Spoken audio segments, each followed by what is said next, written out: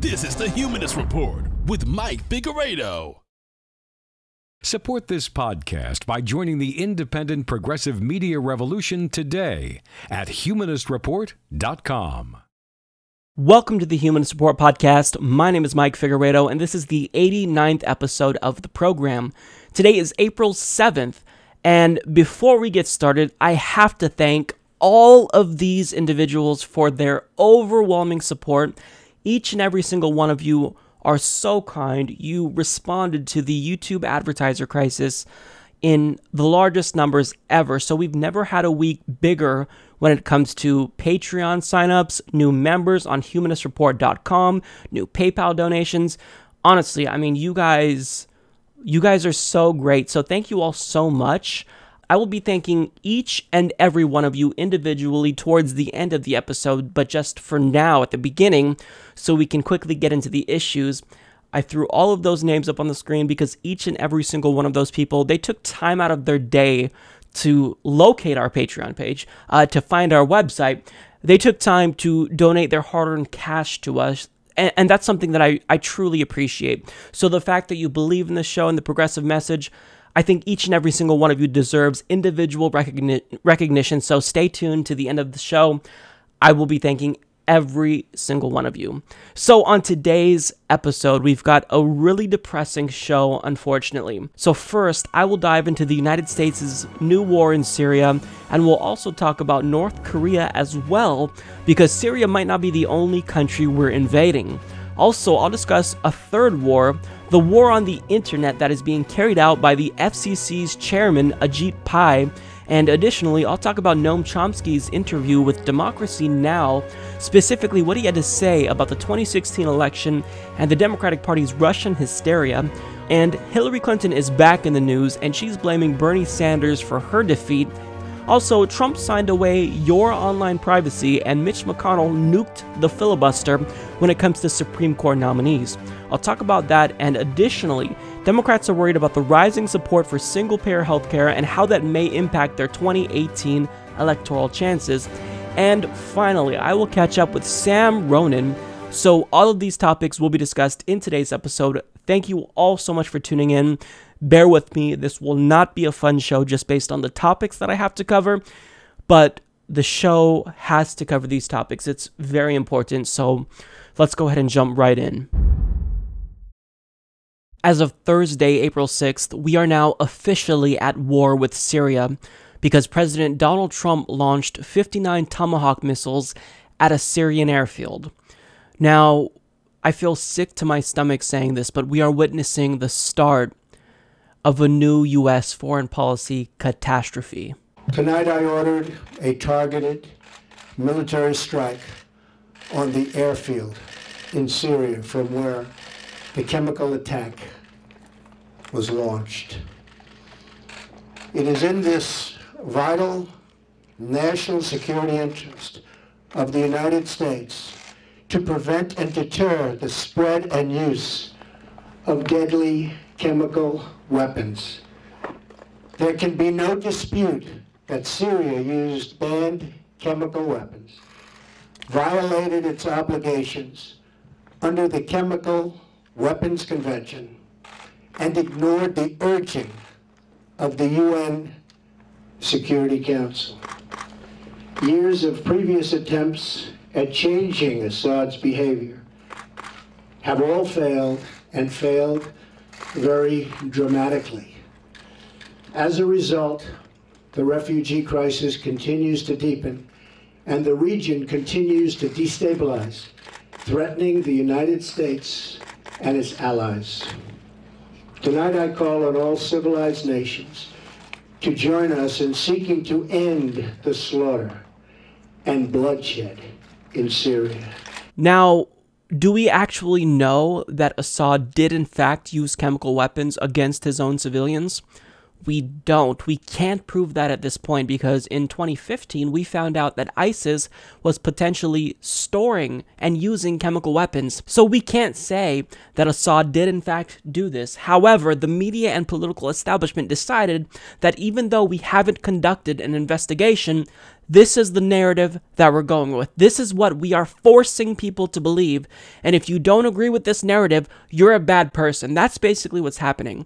Now, we also know that it doesn't benefit Assad at all to use chemical weapons, because he knows that if he did use chemical weapons against his own citizens, which would be a war crime, the United States would respond militarily. And furthermore, Assad handed over Syria's remaining stockpile of chemical weapons back in 2014 to be destroyed.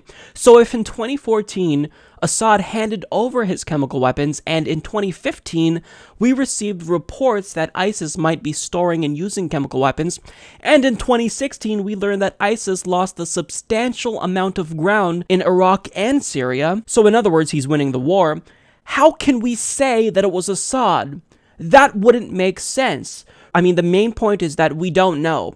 The United States government can pretend as though they can prove beyond a shadow of a doubt that Assad used chemical weapons against his own citizens, but we don't know. That's a fact. We don't know. There's been no investigation at this point. But I mean, even if we can say, let's grant them that Assad did in fact use chemical weapons against his own citizens, does this mean we should go to war?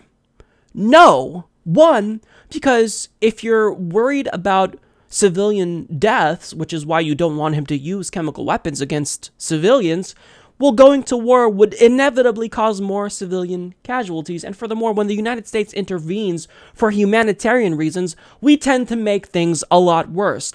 You know, because we kind of have a knack for that. We have fucked up how many countries now? Vietnam, Iraq. We just are incapable of learning our lesson. So if you honestly think that the United States will be a hero here, I'm sorry, but you're horribly mistaken. So one, we don't have evidence that Assad used chemical weapons. It doesn't make sense. It doesn't add up. And two, if he did use it, which we don't know yet, how are we going to improve the situation by bombing him and killing more civilians? Case in point, Donald Trump's airstrikes killed civilians. 5 people were killed and 7 were wounded in the missile strike. If you bomb an airbase, of course there's going to be civilian casualties. So here's what we did so far. We responded to Assad's alleged use of chemical weapons on his own people by saying, hey Assad, you know what? Don't kill civilians, and then we bombed him and then killed more civilians. I'm sure that's definitely going to teach him not to kill civilians when we go in and kill civilians to punish him for killing civilians. It makes no sense. Left is right, up is down. The world is upside down right now because we are in Orwellian times. We are in Orwellian times where everyone, the media, the political establishment, they're using doublespeak, and they don't want us to know the truth, and they don't want to know the truth. They don't want an investigation because they've been trying to go to war with Syria for years now, and President Obama didn't want that to be the case. But now they are using this to start a new war and potentially escalate tensions between the United States and Russia as a result. Now, how did we get here? How did we get to a point where President Trump is going back on a campaign promise? He promised to remain non-interventionist when it comes to Syria. He was relatively consistent throughout the course of his campaign that we should be hands-off when it comes to Syria because Assad and Russia are fighting ISIS. So why would we intervene and topple the Assad regime if they're doing what we want them to do? But Donald Trump went back on his word. How did we get here? Well, what we see now is the media and warmongers in Congress in both parties pushing us and pushing Trump into war and getting us to approve of this action. First, after the chemical attack, John McCain talked about what he expected President Trump to do. I want him to hear him say, we're going to arm the Free Syrian Army. We're going to dedicate ourselves to the removal of Bashar Assad. We're going to have the Russians pay a price for their engagement. The Iranians and Hezbollah are also heavily involved. All players here are going to have to pay a penalty, and the United States of America is going to be on the side of people who fight for freedom, and we will not sit by and watch chemical weapons being used to slaughter innocent women and children. So let's take a moment here to break down John McCain's plan. So one, he wants Trump to arm the Free Syrian Army, i.e. the moderate rebels. However, we already did that. When we armed moderate rebels, we were actually arming Al-Qaeda and Nusra, and in some cases ISIS. So when you arm moderate rebels, those arms fall into the hands of terrorists. Hence why Tulsi Gabbard introduced a bill calling on the U.S. government to stop arming terrorists in Syria. So That's a stupid idea. He also says that he wants Trump to commit to the removal of Assad. So in other words, he wants ISIS to take full control of Syria, because if there's no Assad regime there, then who's going to be in charge? It's going to be ISIS that takes over, because they are the next in command just in terms of military strength. So that's a stupid idea. And he also states that he wants Russians, Iranians, and Hezbollah to pay a price. So in other words, we also attack Russia and Iran and also invade Lebanon to root out Hezbollah. So I mean, what he's saying is that he wants to attack Syria, Russia, Iran, invade Lebanon. I mean, do you hear the words that are coming out of your mouth, John? You're a psychopath. You're a lunatic. And he's been wanting war in these countries for years. During his own presidential campaign, he joked about bombing Iran. So this is someone who is completely unhinged. He's a deranged lunatic. And he is given a platform by the mainstream media to influence Donald Trump, saying, Trump, this is my wish list. Please do this. But he's not the only warmonger who has been on the mainstream media pushing Donald Trump for intervention. Our allies in the Middle East have been very clear that they are interested in doing the work on the ground, but we have to accept that there can be no Assad in Syria. Keep in mind, Assad is creating this brutal environment that I think is maturing the ground and making it easier for ISIS to recruit. If you're a 10-year-old kid, your dad was killed by somebody, and you see ISIS as the only kind of opponent to Bashar al-Assad, who brutalized your family, and you don't have an education, you don't have opportunity, you're going to be recruited. So I would like to see long-term humanitarian safe zones, a no-fly zone enforced by the United States and its allies, and then ultimately there will need to be a ground force, but it does not need to be American troops, because I think the Middle East partners, and they've said it, are willing to do it. We have to accept that there could be no Assad in Syria, because what Assad is doing, he's making it easier for ISIS to recruit. So what this guy wants to do is he wants to take Assad out of the equation, thus leaving ISIS in control, and apparently that will make it less easier for them to recruit if they're in control. That makes no sense at all. Nobody is using logic, but warmongers don't have logic. They just want war, and they are willing to say and do anything that gets us to that goal, because their defense contractors want to make money, and they help these warmonger idiots get elected. So, I mean, they're going to say everything, even if it makes absolutely no fucking sense whatsoever. So it's ridiculous. Now, he also says that he wants a Syrian no-fly zone. So in other words, he wants war with Russia, because he's going to tell Russia, you know, we're setting up this Syrian no-fly zone, and if you violate it to bomb ISIS, we're going to shoot down your plane, thus sparking a new world war, because if we shoot down a Russian plane, that's an act of war. So he wants war with Syria. He wants war with Russia. And he also wants a ground war, but he's telling you, you know, rest assured, we don't have to put American boots on the ground, because our Middle East partners, they've said that they'll commit to a ground war, so we don't have to do anything. You know, just like in Iraq, rest assured, we're not going to do that. We're not going to start a ground war with Syria. Well, guess what, dipshit? Nobody trusts a single word that you're saying. Now, if you have anyone within the media, any politician who's willing to just be reasonable, well, the media treats that individual completely like they're just an idiot. And there's never been a more clear case of an agenda for war being driven by the media than there was on CNN. So what a journalist tried to do is pull on the heartstrings of a congressman who didn't want to go to war with Syria, and she showed a video of a little girl asking for help, and the implication here was that if you don't actually want to go to war with Syria, then you must not care about this little girl. Now, take a look at how she tries to guilt-trip this congressman. She wants for the children of Syria to be able to play and go to school. She's pleading for help. What do you say to her, Congressman? So even though it was our Middle East foreign policy that destabilized the entire region, which was in part responsible for the Syrian civil war, we are apparently going to be the heroes too, and we can intervene and save this little girl and not make matters worse. She honestly believes this. This is what this host is implying here. Now, for those of us that don't want to intervene, we don't want our government to end up killing even more civilians. We don't trust the government. And if you think that Donald Trump, who said you have to take out the families of ISIS, is going to be the hero here who can intervene and save the day in Syria, well, I've got a bridge to sell you. But here's how this hack of a journalist responded to a congressman who's a Republican, mind you, that dared to be reasonable and pay special attention to her facial reactions. I think what she's asking for is something that all children should enjoy. And I think that our intervention in Syria has prolonged the civil war, and it is not helping there. President Trump campaigned on a more restrained a more restrained foreign policy. And I hope that's what we see. And, you know, we haven't created a better school environment for the children in Iraq, frankly, by destabilizing that country. And I don't think it serves the children of Syria or anybody in the United States to further destabilize Syria.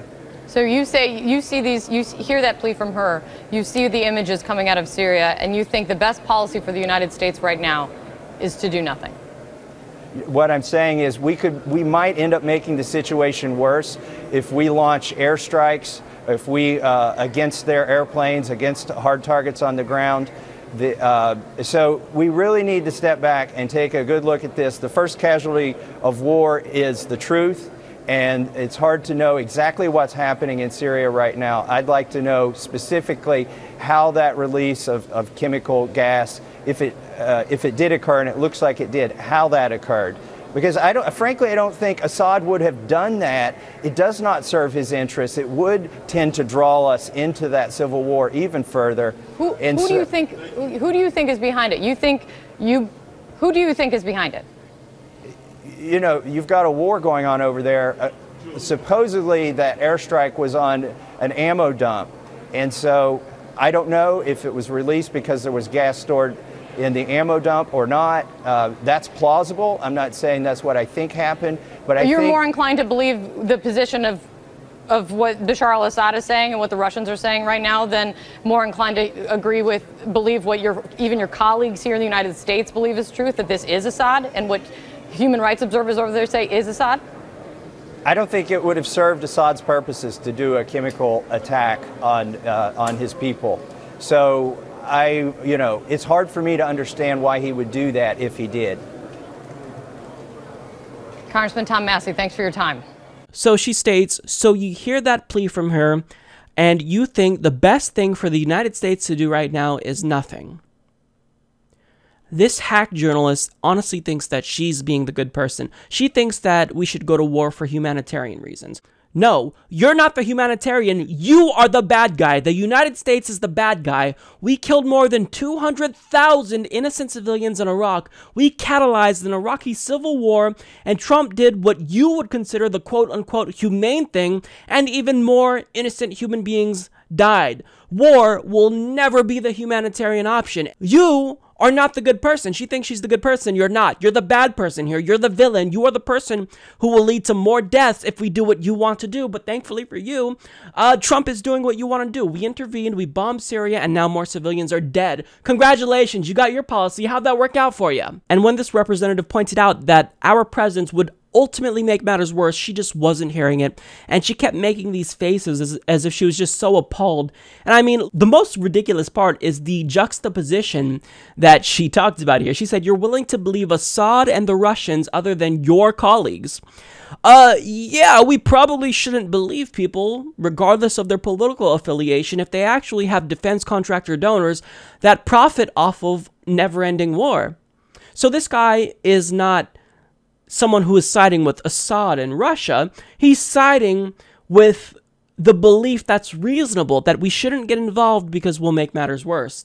That's common sense. I think we've demonstrated time and again that we're incapable of not making situations worse, so let's not do it again. The US government does not intervene in foreign countries for humanitarian reasons. We do it for oil, we do it for money, we do it for geopolitical influence. So this idea that going to war with Syria is a humanitarian thing to do is a joke. Now, if you remember the warmonger that we heard from earlier, Representative Kinzinger, well, he heard what the more reasonable representative said, and he responded by saying that he literally took the talking points out of Putin's mouth. I was awestruck when I heard somebody say this. Literally took the talking points out of Putin's mouth and out of the regime's mouth and recited them to an American audience, despite the fact that the president and the American intelligence said it is not the regime and it is not Russia. That made me sick. Frankly, I was ashamed for him being a Republican saying something like that. So not only do you have people in the media giving someone who is daring to be reasonable the stink eye, but you have his own colleagues calling him out because he wants to be reasonable and not go to war with another country because that would lead to more civilian casualties. So I mean, if you're claiming to care about civilian deaths, then you shouldn't do something that will facilitate even more death and destruction. But reason be damned, because the politicians and the media hacks that are more conservative got what they want. We got a new war with Syria. Now, what's troublesome is that this has broader implications. This isn't just about the United States and Syria. This is about the United States and Russia escalating tensions. So The Intercept explains why airstrikes are risky. One U.S. military official said the decision to allow the strikes, which would kill Russians, signals a significant change in policy by the Trump administration. A decision by Trump to go forward with the plan would be a reversal from the Obama administration, which denied multiple airstrike proposals that would likely cause Russian personnel casualties in Syria. So, I mean, by going to war with Syria, it's not just that we're going to war with Syria. We might actually be getting more than we bargained for. Now, people are contending that progressives are just being overly reactionary right now because this couldn't possibly lead to World War III because, I mean, the US military warned Russia before launching these strikes. But I mean, the same people who are assuring us that this won't lead to World War III have been the same ones vilifying Russia, explaining to us just how scary Russia is and how Trump is a puppet of Putin. Now they're saying that it's not actually going to aggravate Russia, that we're going to take out one of their allies. I mean, that's not going to have any problematic consequences now, is it? But that's wrong. Russia actually suspended an agreement they had with the US that prevented them from entering direct conflict with the US military. So this is very bad. And now, not only do we have a new war with Syria, but we are looking at the start of what could potentially lead to World War III.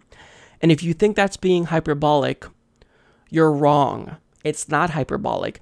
We have already seen tensions between the United States and Russia escalate to Cold War levels. I mean, NATO is performing military exercises on Russia's border. Russia annexed Crimea. I mean, we're seeing escalated tensions. We're seeing an ongoing trend of the United States and Russia being at odds with each other, and to say right now that this couldn't lead to World War III, well, even if that's not the case, we need to make sure that we take every precaution to not do that. Now, I just want to, since we've been talking about all the crazy people, I want to share some reasonable voices. So Glenn Greenwald, who I respect very much, states, "Few things are more dangerous than when bipartisan consensus starts to emerge, urging a new war.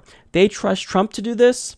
Amazing." And Rania Kalik states, "Anybody promoting U.S. escalation in Syria is pushing for World War III and killing lots and lots and lots of Syrians in government areas." And she's a journalist that's actually been to Syria. She's heard from Syrians. She knows what we should and shouldn't be doing right now. And taking out Assad and putting ISIS in control is not what we should be doing. But both Nancy Pelosi and Chuck Schumer, Democratic leaders, apparently support Trump's military action.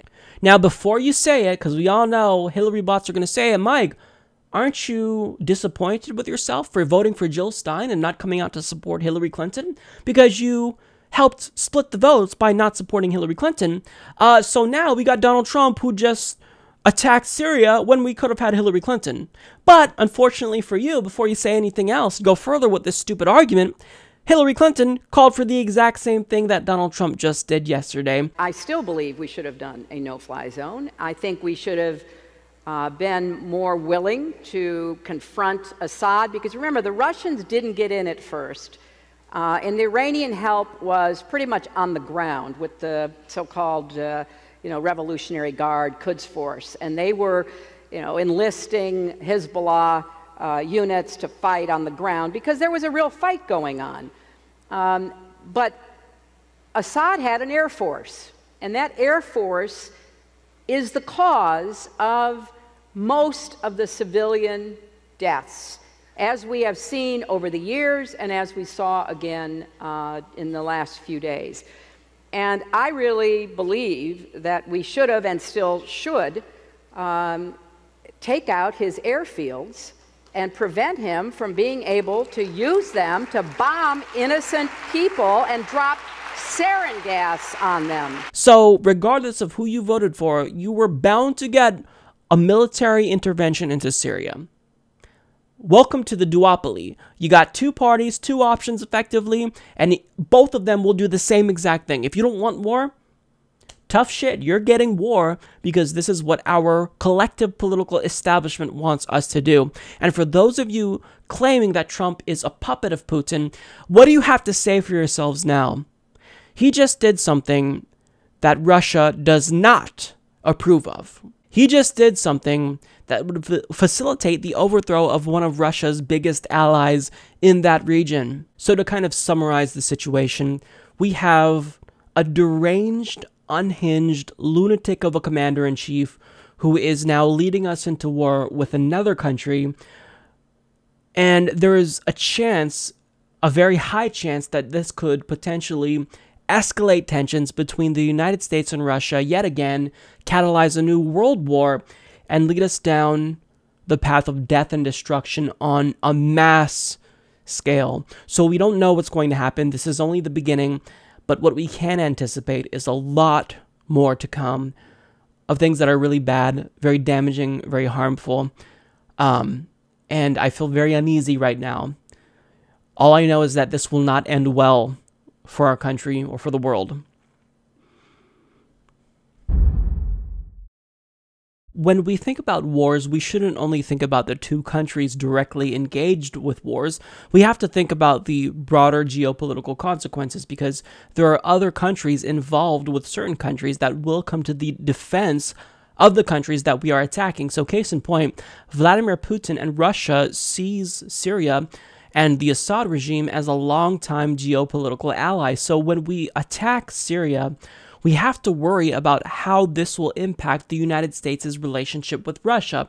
And at a time when tensions are high between the US and Russia, it's something that we don't want to be doing. We don't want to do anything that could further put us down the path to a hot war with Russia or make our current Cold War between the US and Russia that much worse. Now, the prospect of war alone is troublesome when you consider the amount of innocent civilians that will inevitably die as we bomb their country under this false guise of humanitarianism.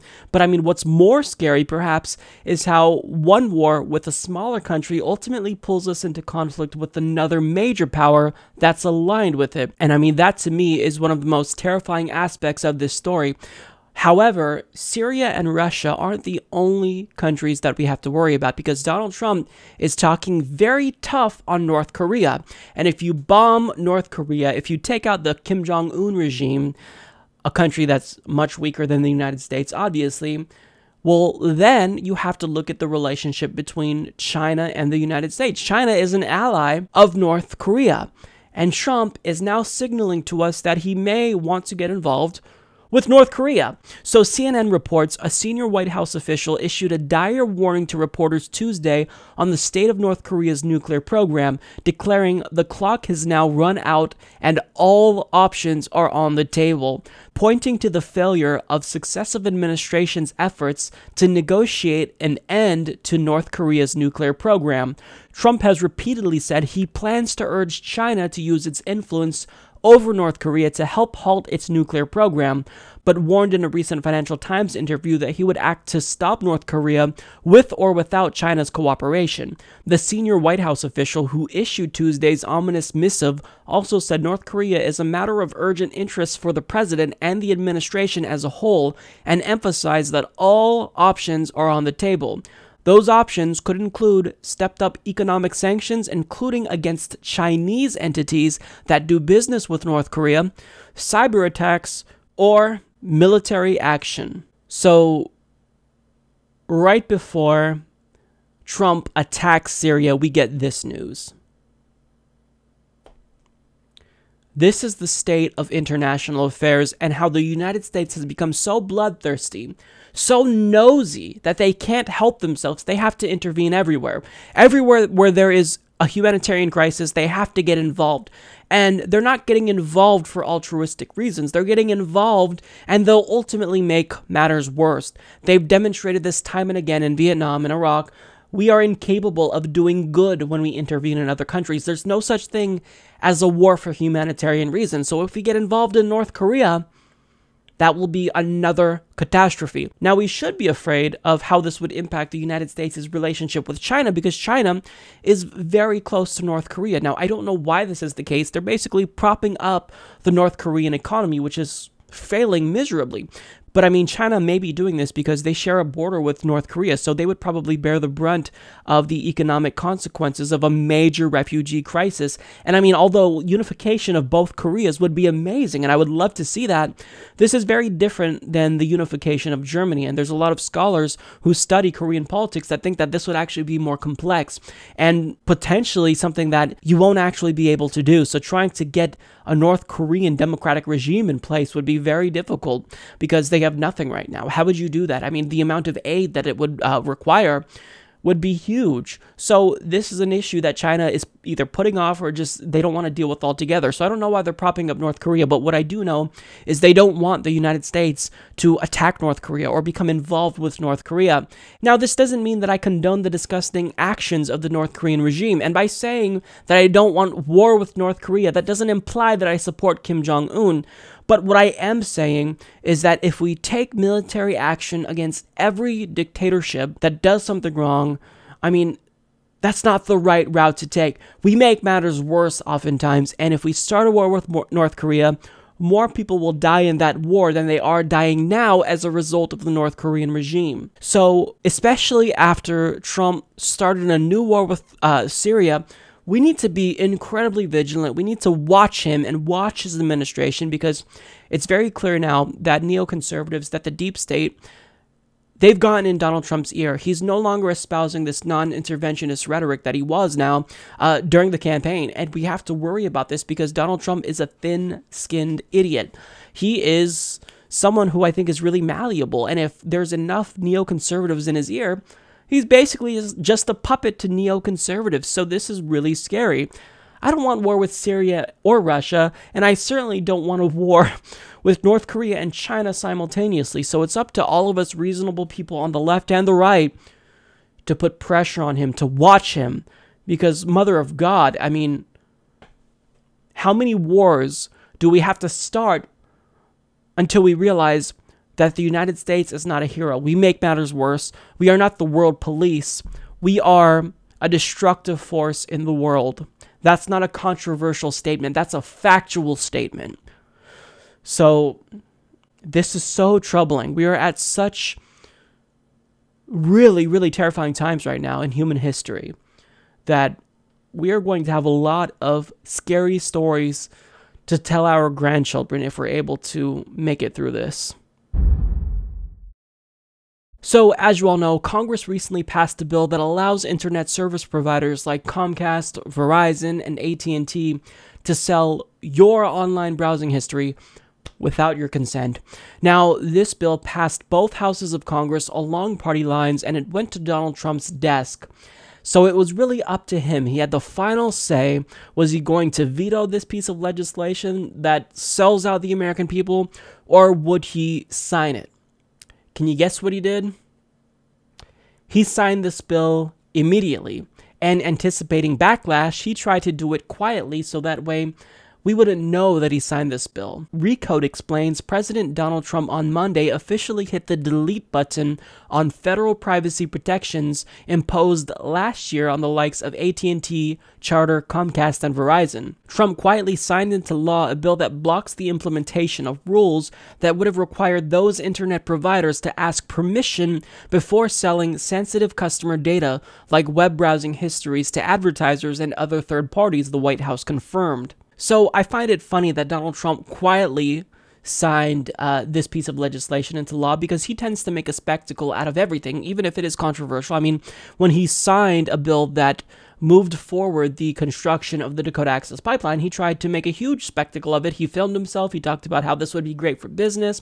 But for this, I mean, there's no way you can sell this to the American people, and he knows that even his own supporters, people who read Breitbart News, would be pissed off about this. So what he did was try to sign it quietly.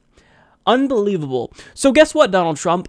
This also affects you because just like us, you're an American citizen that's vulnerable. So what we're going to do now is use this law against you and your colleagues in Congress who are all sellouts to the broadband industry. We will be buying your personal history now and publishing it online, because if you think that we're going to be the only ones affected by this, you've thought wrong.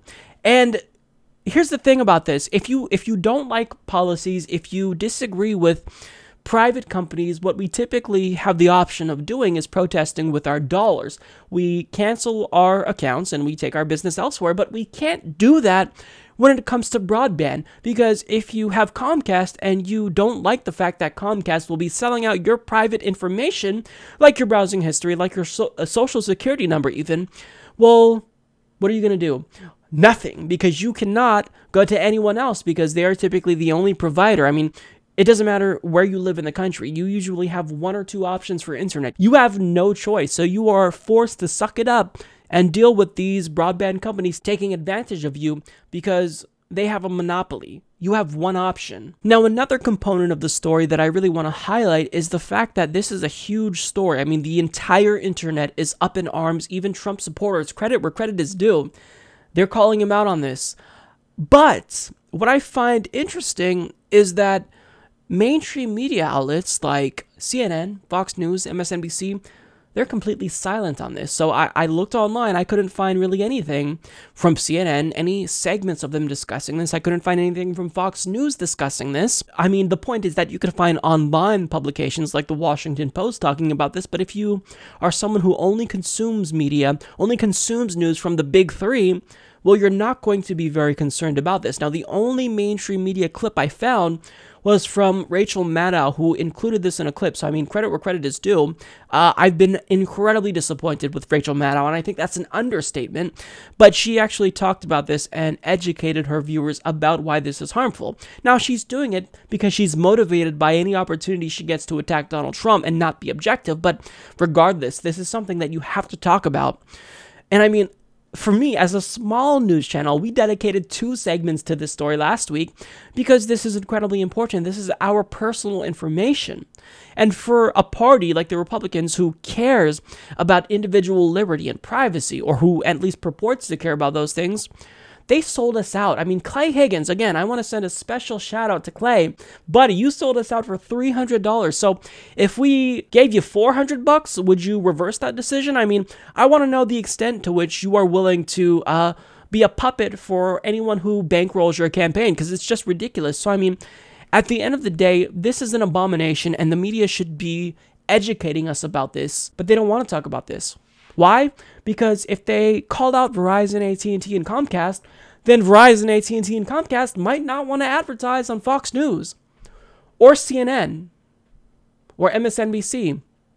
So, this might be the most, the shittiest week in terms of news, because we just got hit with gut punch after gut punch, and I don't know how much more of this the American people can take. I'm getting sick of this shit. I know you're getting sick of this shit if you're watching this, if you're on the left or the right. I'm tired of them selling us out. I'm tired of it. What's it going to take for them to actually listen to us and do what we want and not do what multinational corporations and billionaires want or broadband providers want? FCC Chairman Ajit Pai is officially preparing for an all-out assault on our nation's net neutrality regulations. Now, this is something that we all knew was coming sooner or later, but the time with which this is actually going to be happening is upon us very soon. We're talking May, we're talking possibly June, that he will be launching his assault on the internet. So according to The Verge, FCC Chairman Ajit Pai has briefed telecom trade associations on his plans to scale back net neutrality rules, the Wall Street Journal reports. Pai's plans will apparently maintain the basic concept of net neutrality, but will move the enforcement of the rules back to the Federal Trade Commission rather than the FCC. But while the Wall Street Journal says Pai's plans will preserve the basic principles of net neutrality, giving oversight of the broadband industry back to the FTC would likely end Title II net neutrality as we know it. In order to do its job under Pai's proposed rules, the FTC would need Title II to be rolled back, as the body is prohibited from investigating common carriers, exactly the kind of enterprise ISPs are qualified as under current rules. It's not yet clear when Pai's plans would come into play, but the Wall Street Journal says it could be as soon as May at the FCC's monthly meeting. The June meeting is also a possibility, but Democrats and other net neutrality advocates are likely to raise objections when Pai's concrete plans become public. So notice here what he's doing. It's really sneaky. He's trying to say that, by giving the FTC the authority to enforce net neutrality rules, he's not actually doing away with the rules themselves. He's just handing authority of the enforcement of said rules over to the FTC, which will not enforce those rules. So, I mean, he's still getting rid of net neutrality. He's just trying to do it in a really slimy way, so that way you don't think he's doing away with net neutrality. It's called doublespeak. This is something that George Orwell basically warned us about in 1984, and we are seeing it right now. Now, one thing to mention doublespeak that I want to talk about is, do you know how Republicans recently voted away your right to online privacy?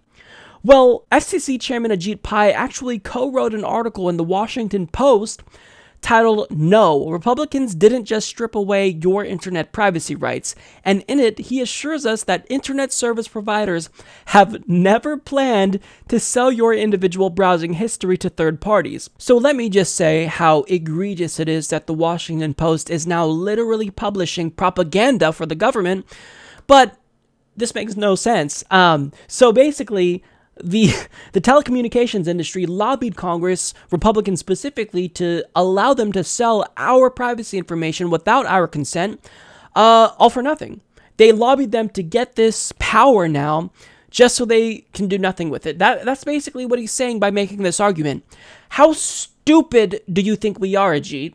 How dumb do you think the average American is? And what he's telling us here is that we should trust the internet service providers that rip us off every single month. And it's not like they weren't already selling out our personal information to third parties, right? Oh wait, they were already doing that. So prior to these rules being repealed, they were already doing that, but he's telling us that they would never sell our browsing history. So I mean, silly us to think that, we couldn't trust these internet service providers like Comcast, who have been selling our information without our consent prior to the rules. But I mean, this guy he's particularly dangerous. I'd say he's more dangerous than Tom Wheeler, because even though Tom Wheeler also tried to roll back net neutrality rules and proposed fast lanes, he was more open about it. Like he called it fast lanes, but that was brazenly bullshit. But what he's doing, he's saying, I'm not rolling back net neutrality rules. I'm giving the FTC the authority to enforce net neutrality rules, which is technically true, but we all know what's going to happen. So this is a roundabout way that Ajit Pai, who came from the industry, he was a lawyer for Verizon, is going to give his corporate donors what they've been looking for forever. So here's what we've got to do. We've got to act quickly. So in the description box, there will be a link to a page on the Humanist Report website that will provide you with a ton of links and resources and information about how you can get in touch with the FCC and file an official complaint. You can email them, you can call them. And look, I'm begging you to please do this if you care about the internet. This doesn't benefit me. There's not a single ad being run on this page. So if you're a conservative who hates Mike, who hates the Humanist Report, but likes the free and open internet to remain the way it is right now, follow those links and file a complaint. You don't even have to go to my website. I just try to make it easier for people so they would be more inclined to speak out. But just please file an official complaint. You can do that. You can call the FCC and you can make a difference, because we stopped the FCC from implementing their anti-net neutrality agenda before. And best believe, if we all come together on the left and the right and put pressure on them, we can do it again. It's not impossible, but I think it's going to be more difficult this time, because what we're dealing with is someone who is very slimy, who is very disingenuous, who is lying and deceiving the American people at the behest of broadband internet service providers. It's disgusting. So if these changes are coming in May or June, like they're saying they will be potentially, we act now. We have to act now. We can't wait until they're proposed, even though I know that the internet itself probably won't react until the rules are proposed. But I mean, we've got to stop them from even being proposed, because this guy's going to fight us tooth and nail. But we have to let him know that we won't back down and that we're strong, and that as an internet, we're all going to come together to stop corporations from making the internet a place where it's no longer free, it's no longer fair, where they can censor content and websites that they disagree with. We already see YouTube demonetizing videos that talk about Syria, for example, while promoting CBS News videos about Syria. So we don't need any more censorship on the internet, and the buck stops with us. We can stop this. We just have to come together and do it and put pressure on them and be strong. The Senate has officially voted to confirm Judge Neil Gorsuch to be the 9th justice on the Supreme Court. And this is a huge victory for corporate America because he will undoubtedly do the bidding and rule in favor of large multinational corporations. Now, the question is, how did all of this happen? How did Republicans get their guy on the court after blocking Obama's nominee for a whole year? I mean, they were rewarded for obstructionism, right? Well, in part, we have to thank Democrats for this. So Joe Manchin and Heidi Heitkamp last week stated that they would be voting to confirm Neil Gorsuch, and just days before the vote, Senator Joe Donnelly joined Manchin and Heitkamp, telling CNN, after meeting with Judge Gorsuch, conducting a thorough review of his record, and closely following his hearing before the Senate Judiciary Committee, I believe that he is a qualified jurist who will base his decisions on his understanding of the law and is well respected among his peers. Now, let me remind you that Joe Donnelly, he is a Democrat, not a Republican, who just said that about a conservative Supreme Court justice.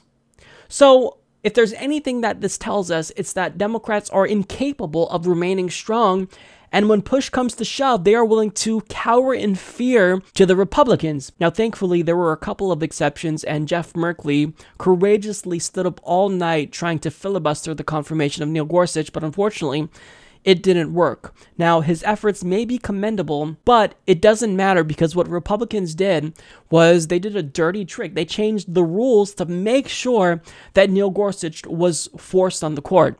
So how did they do this? Well, once the Republican Party realized that Democrats would be filibustering the vote to confirm Neil Gorsuch, at that point, they needed 60 votes to override the filibuster. So they decided to change the rules and just do away with filibusters. They nuked it as an option and made it so that way you can no longer filibuster Supreme Court nominees. So that way all they would need to get their guy on the Supreme Court was a 50+1 vote majority. So the Huffington Post explains Senate Majority Leader Mitch McConnell and his fellow Republicans pulled the nuclear rules trigger Thursday, gutting the filibuster rule for Supreme Court nominees after Democrats blocked President Trump's conservative pick, Neil Gorsuch. We need to restore the norms and traditions of the Senate and get past this unprecedented partisan filibuster, McConnell said. Wow. Now, he said this moments before rattling off procedural speak that set the rules to change in motion. That's just shameless hypocrisy right there. He and his party obstructed Merrick Garland from getting on the Supreme Court, and regardless if you love or hate Merrick Garland, I don't like the guy, but the fact is that Obama was the one who was supposed to nominate a justice to the Supreme Court, and they blocked him from doing that. And Mitch McConnell has the nerve to say, or to lambaste this quote-unquote unprecedented partisan filibuster. They wouldn't even allow a hearing on Merrick Garland. They broke the filibuster record, and Mitch McConnell, in his infinite hypocrisy, is now bemoaning Democrats trying to stand up after they stole this nomination away from Barack Obama. It's just unbelievable. They have no shame whatsoever. They don't care how hypocritical they look. They don't care if it makes them look like jackasses. They got what they wanted. And now we have an extremist, just as extreme as Scalia perhaps, on the Supreme Court again. And let me remind you that your new Supreme Court justice had $10 million in dark money behind him. So it's dark money because companies and corporations and billionaires were spending this money anonymously. So we don't know who's funding him. So if something that they're involved with, if they're involved in a Supreme Court case comes up before Neil Gorsuch, we don't know whether or not he'll be forced to recuse himself, or we won't know whether or not he should recuse himself because we don't know where that money was being, where it came from. So this is a disaster. This is really, really bad news. I mean, in a week just filled with horrible news, this is the cherry on top. This is kind of the cherry on top of the shit sundae that we've been force-fed this week. It's ridiculous. Neil Gorsuch, corporate America's best number one choice, is now on the Supreme Court. This is a huge blow to anyone who was fighting to get money out of politics, to anyone who wanted Citizens United to be overturned. It's just a huge punch to the gut. A few weeks ago, I talked about a segment on the Rachel Maddow show where she not so subtly suggested that Bernie Sanders supporters didn't dislike Hillary Clinton because of her policy positions, or lack thereof. They actually disliked her because they were the victims of Russian propaganda. So they bought into fake Macedonian clickbait websites that talked about how Hillary Clinton killed people and was a murderer, and that's what influenced their decision to not support Hillary Clinton, according to Rachel Maddow. Now, this is a narrative that, even though it's probably one of the most idiotic things I've ever heard, it's something that spread like wildfire quickly after this segment aired. So Peter Dow, who is one of Hillary Clinton's biggest cheerleaders ever, who used to work for her, states, "It is becoming increasingly clear that Bernie's diehard supporters, those who became avowed Hillary haters, were influenced by #Russia." And in this headline from Raw Story titled, "Russians Used Bernie Bros as Unwitting Agents in Disinformation Campaign, According to a Senate Intelligence Witness," well, they explain at Thursday afternoon's meeting of Senate Intelligence Committee, retired General Keith Alexander, former director of the National Security Agency, said that Russian operatives targeted both liberal and conservative voters in its disinformation campaigns during the 2016 election. Democratic Committee co-chair Mark Warner asked the panel if they had any doubt that Russia had attempted to interfere in some aspects of the 2016 election. Alexander said not only did he have no doubt, he could get very specific. He said, quote, "Senator, I think what they were trying to do was drive a wedge between the Democratic Party and between the Clinton group and the Sanders group," said Alexander, "and then in our nation between Republicans and Democrats."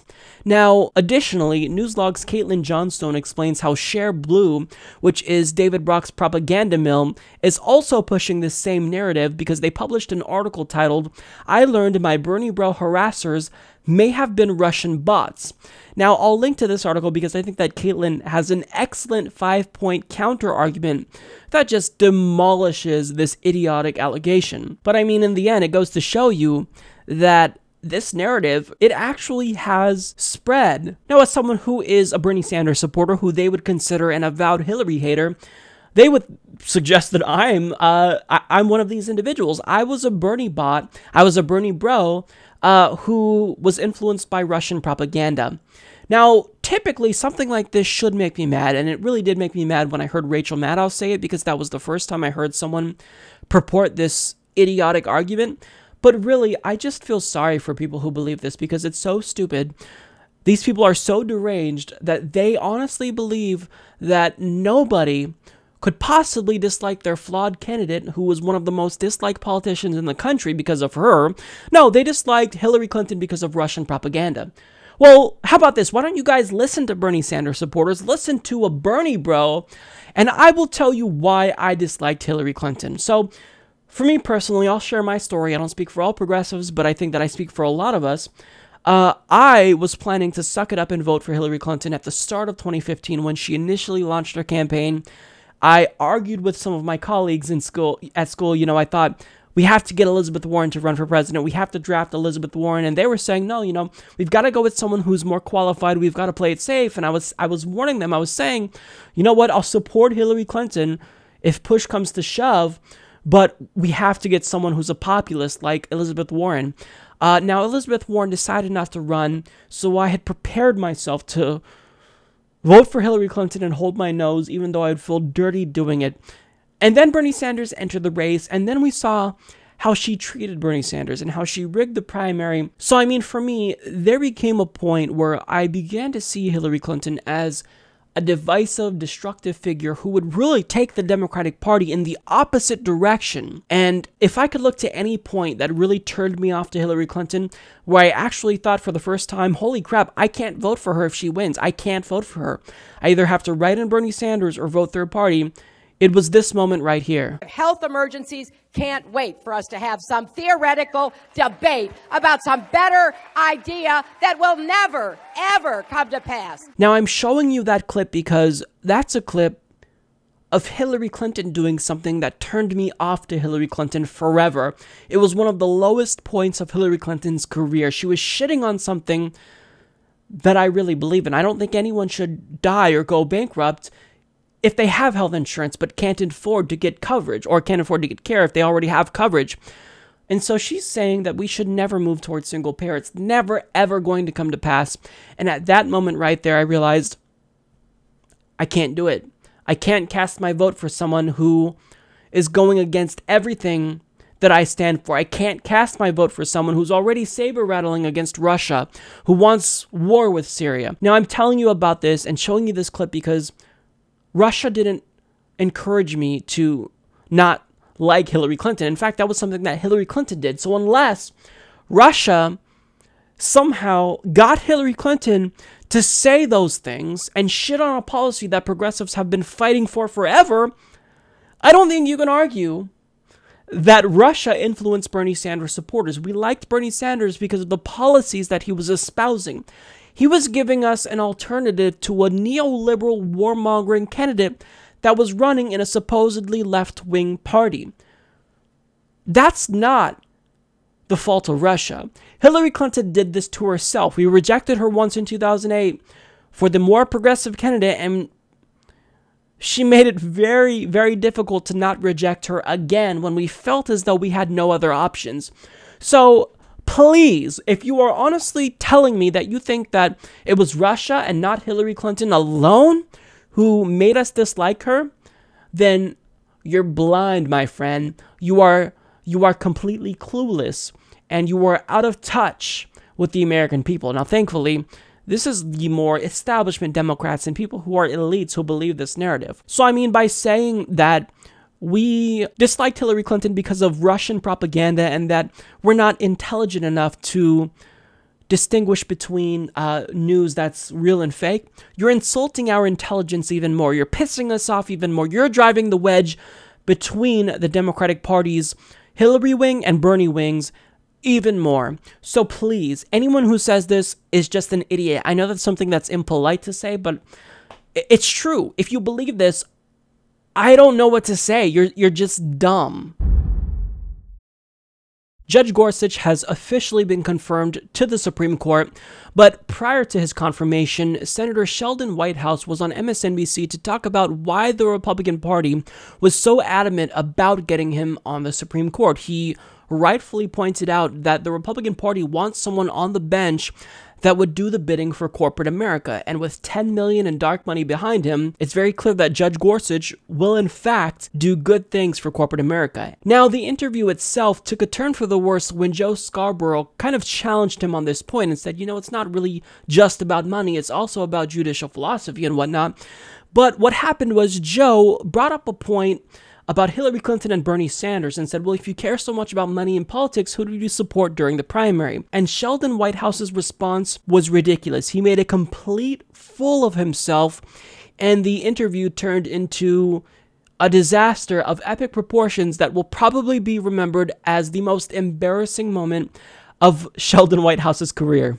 Let's watch. They want to rebuild a 5-4 court that will do the things that their big donors want. That is the only explanation that makes sense in all of this. So it's not just the tit for tat, it's the why that makes one think. Well, I mean, that's not the only political explanation. I mean, there are some people that have different judicial philosophies than you and have different judicial philosophies than Ruth Bader Ginsburg and have different judicial philosophies than Barack Obama. Some of us have a different view of what the Supreme Court could and should not do. So I don't give a damn about big donors. I don't give a damn about big corporations. I think hedge fund guys in hedge funds and women in hedge funds should pay more than 14% taxes. I think they should pay a minimum of 30% taxes. At the same time, and none of that happens in the Senate because of the power of these people, which the Supreme Court gave to them in the Citizens United decision, in an unprecedented and very poorly reasoned decision. This all started with Citizens United? Did you support Hillary Clinton or did you support Bernie Sanders? I don't know the answer to that question. I supported Hillary. Hillary, I mean, can you think of a major Democratic candidate in the history of the party that had closer ties to Wall Street than Hillary Clinton? I can't. No, but no, but she may have been the Democrat with the closest ties, but the Republicans are married at the hip. So please, that's not really much of a comparison. People on Wall Street, again, not to be difficult, but not to be difficult. Trump's administration right now, for Lord's sake. Most of the people I know that run Wall Street, and you know it's the truth too. Oh, you don't want me to finish the answer? Well, hold on. You don't want me to? You go, and then he goes. Well, it's hard to when I can't finish a sentence. You and I both know that Wall Street wanted Hillary Clinton to win a hell of a lot more than they wanted Donald Trump to win. Oh, please. They were spending money in New Hampshire for Bernie Sanders. Oh, please? Are you? Okay, so you're on national television. I want you to know that. And everything that you were saying is going down on transcripts. I'm going to ask you again. Is it your position here, based on everything you've said before, and that's why I'm asking this question, that people that ran Wall Street preferred Donald Trump over Hillary Clinton in the 2016 election? Probably not, because he is a potentially dangerous and a very unpredictable person. I agree. But they did not want Hillary Clinton to win. That is why Wall Street Money supported Bernie Sanders in Democratic primaries to take her out, because they thought she would be the stronger candidate. You can't pretend that didn't happen. I can pretend that can't happen, because the Clintons had an extraordinarily close relationship with Wall Street, and they have for the past 20 or 30 years. So nothing like the Republican Party, not even close. Oh my God, Republican candidates running for president would love not even close to have the relations with Wall Street that the Clintons have had over the past 30 years. So anyway. Yeah, right. She gave a speech to Goldman Sachs, and he's put, what, 3 Goldman Sachs people into the cabinet? Come on. And of course, you know, it's a shame. I can't even believe we're even having this discussion. Of course, the Clintons never put people from Goldman Sachs in their cabinets. I don't even know how we got here. Well, we'll never know, will we? Well, no, I'm talking about Bill Clinton. Yeah. Wow. The cognitive dissonance there is very strong in Senator Whitehouse. So when I watch this clip, I can't help but think this is exactly why Democrats have zero credibility, because, you know, they talk about money in politics, but when push comes to shove, when they're challenged on their own team doing the same thing they rail against, well, they say, well, yeah, you know, Hillary Clinton, he said specifically, she might have been the Democrat with the closest ties to Wall Street, but I mean, Republicans, they're married to the hip. Okay. That doesn't make you look very good. It makes you look like a hypocrite, because what you're saying is, well, you know what? I talk about how money in politics is a problem, but so long as you take less money than the other team, well, then it's not really that big of a deal. So you're a hypocrite, Sheldon. What you did was make a complete and utter fool of yourself, and make no mistake about it. He just straight up lied. He said, quote, Wall Street was spending money in New Hampshire for Bernie Sanders. And then he said Wall Street did not want Hillary Clinton to win, which is why Wall Street Money supported Bernie Sanders in Democratic primaries. That was perhaps one of the dumbest things I've ever heard in my entire life. To say that Wall Street didn't want Hillary Clinton to win is tantamount to saying that the sky is green, right? It's so absurd, it's so stupid that nobody believes it. Even Hillary Clinton would laugh hysterically at that statement because it's so untrue. They did not want Hillary Clinton to win. That is why Wall Street Money supported Bernie Sanders.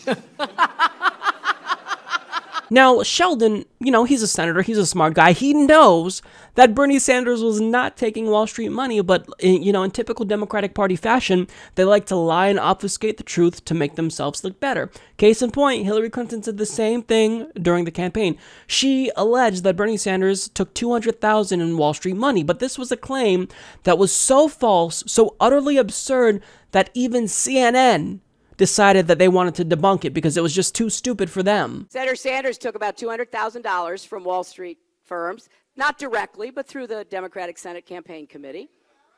You know, there was nothing wrong with that. It hasn't changed his view. Well, it didn't change my view or my vote either. Is that true? Did Bernie Sanders take about $200,000 from Wall Street firms through the Democratic Senatorial Campaign Committee? No, it's not true. The DSCC did support Sanders when he ran for the U.S. Senate in 2006, and the DSCC gave $37,300 to the Sanders campaign, and then spent an additional $60,000 supporting him in campaign advertising. It also gave $110,000 to the Vermont Democratic Party to help Sanders.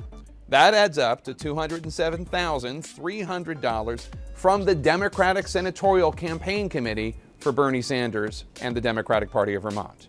And Wall Street is not the sole source of the DSCC's money. According to the Center for Responsive Politics, the DSCC raised $121.4 million that cycle.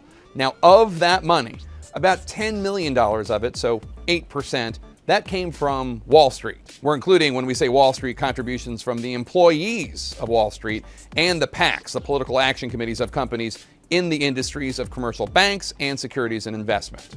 So what Hillary Clinton is saying about Bernie Sanders is a rather big exaggeration. Actually, using this logic, it's interesting, the biggest single contributor to the DSCC in that election cycle was Hillary Clinton's Senate Campaign Committee, Friends of Hillary. Goldman Sachs only gave $685,000. So using this logic, Hillary Clinton and her campaign committee gave Bernie Sanders $200,000, right? Wrong. If the Clinton News Network thinks something is such an idiotic claim that they're willing to debunk it, even if it makes Hillary Clinton look bad, then you know you're in the wrong. But I mean, Sheldon Whitehouse, he stuck to his guns here, even if the panel literally laughed at him. And he said she gave a speech to Goldman Sachs, and he's put 3 Goldman Sachs people into his cabinet. Again, purporting the notion, or purporting the idea, anyways, that so long as Democrats are a little bit less corrupt than Republicans, then everything is peachy keen. We don't have to worry about money in politics because it just doesn't affect Democrats. The response from the panel was the correct response. They just laughed at him. They literally laughed at him because that's all you can do. Does he honestly believe that Hillary Clinton wouldn't have appointed people to Goldman Sachs had she won? She was friends with the CEO of Goldman Sachs, Lloyd Blankfein. She was friends with him. She was friends with the criminal banker whose bank was in part responsible for the 2008 economic crash. Wall Street did not want Hillary Clinton to win. That's why they were bankrolling Bernie Sanders in certain Democratic primaries. This is... when I watched it, I was speechless. I didn't know how I was even going to respond to this, because if somebody says something that's so stupid that you can't respond because they've thrown all logic out the window, then...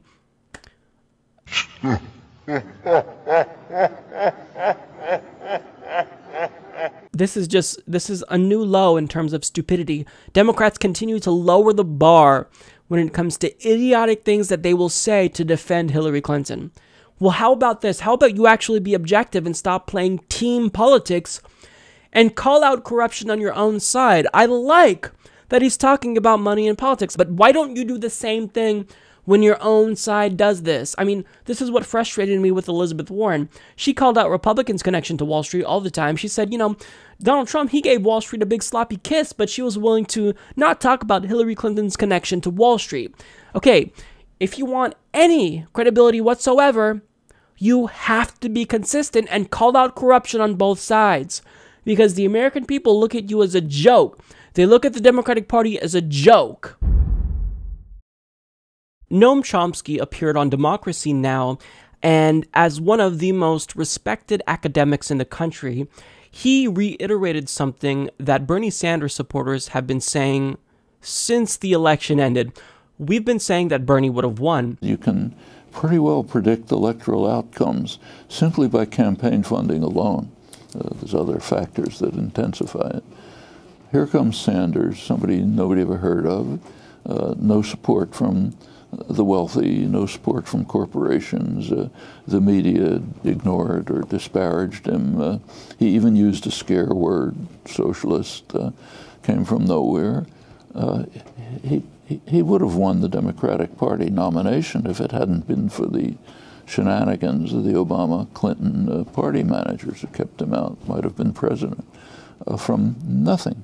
That's an incredible break. It shows what can happen when policies are proposed that do meet the general just concerns of much of the population. Do you think he could still win if he ran again? Well, there was a Fox News poll a couple of days ago, Fox News, asking trying to ask who's your favorite political figure. Sanders was way ahead, far ahead of anybody else, with no vocal, articulate support among the concentrations of power, media, corporations, elsewhere. In fact, if you look at policy preferences, you see something similar. We already mentioned the health issue.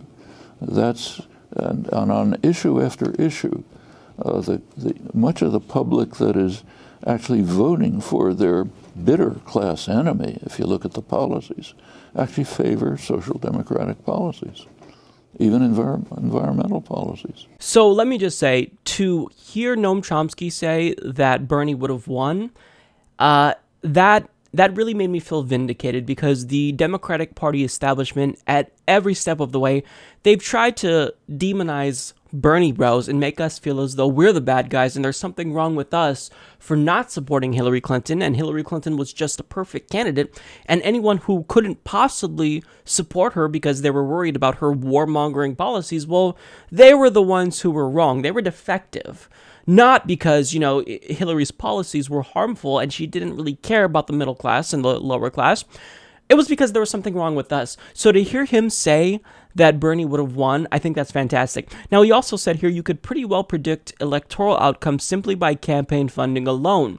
And this is a statement that concisely illustrates everything that's wrong with legalized bribery in America, especially since Citizens United. But I mean, it didn't all start with Citizens United in terms of our ridiculous system of legalized bribery. I mean, this started back with in Buckley v. Vallejo, where we started to allow corporations to buy off our politicians, but in 2010, with the Citizens United decision, I mean, the floodgates were opened.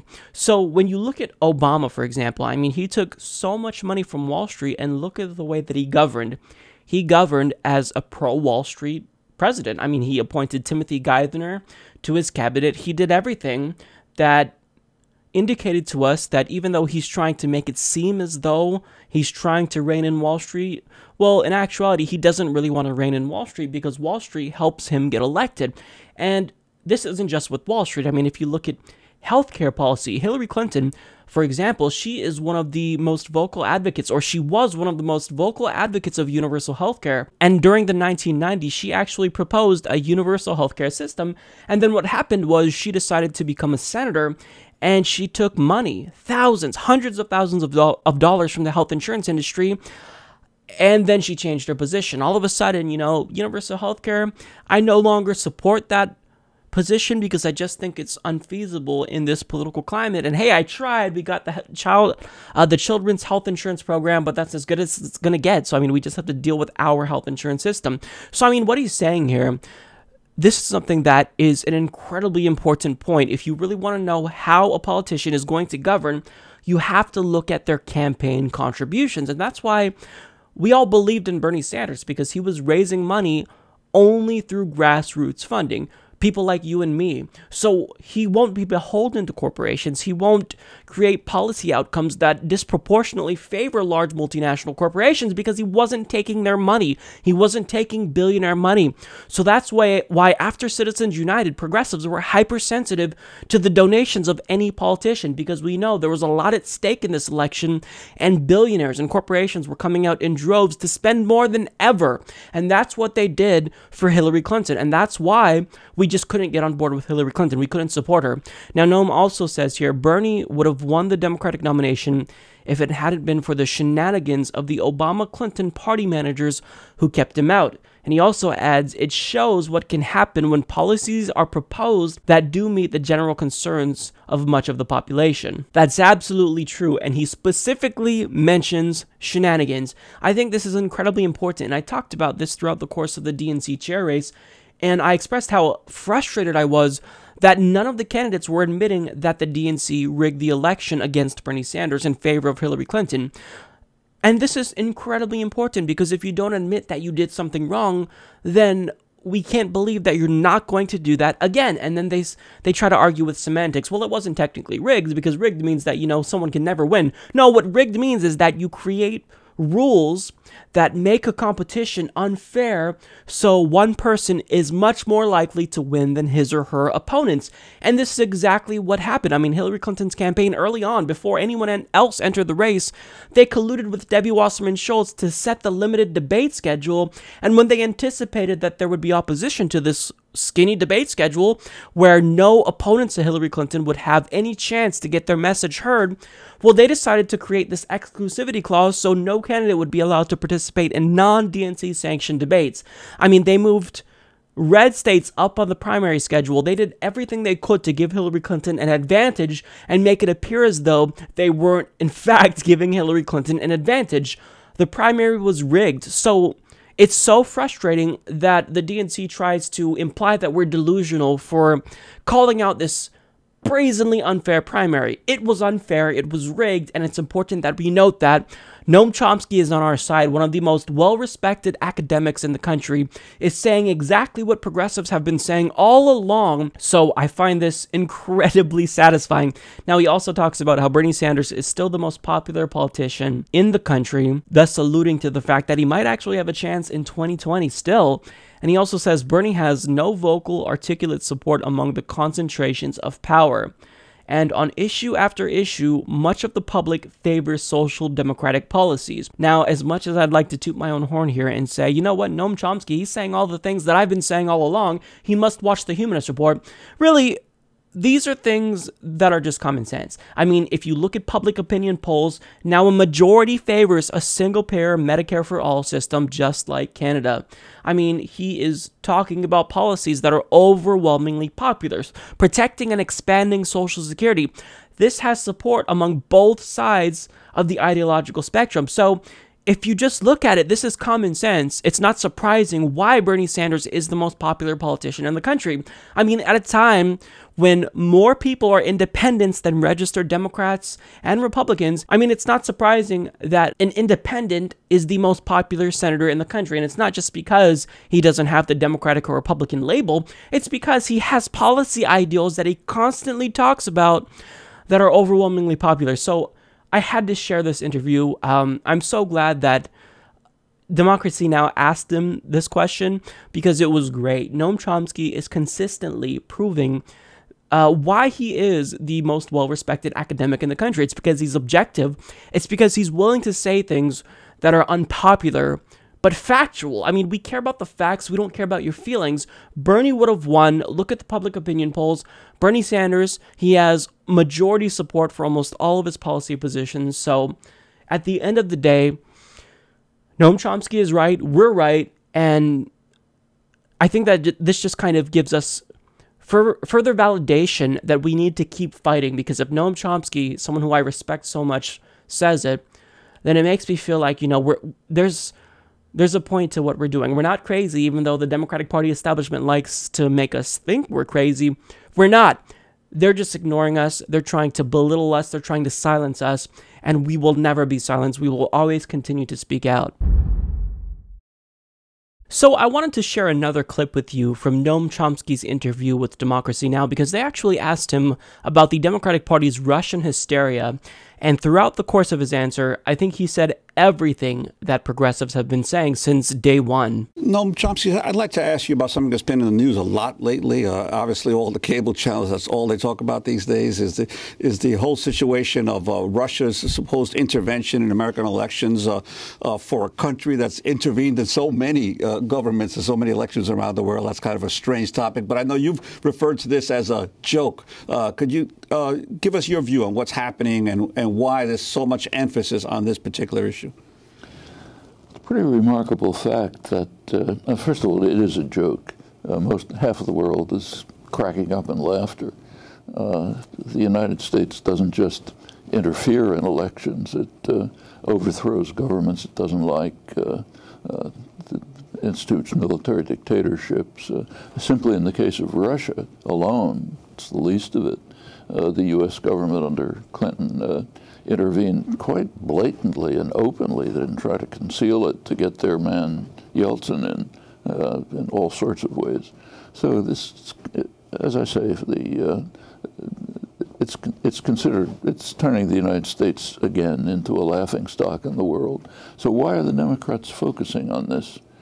In fact, why are they focusing so much attention on the one element of Trump's programs, which is fairly reasonable, the one ray of light in this gloom, trying to reduce tensions with Russia? The tensions on the Russian border are extremely serious. They could escalate to a major terminal war. Efforts to try to reduce them should be welcomed.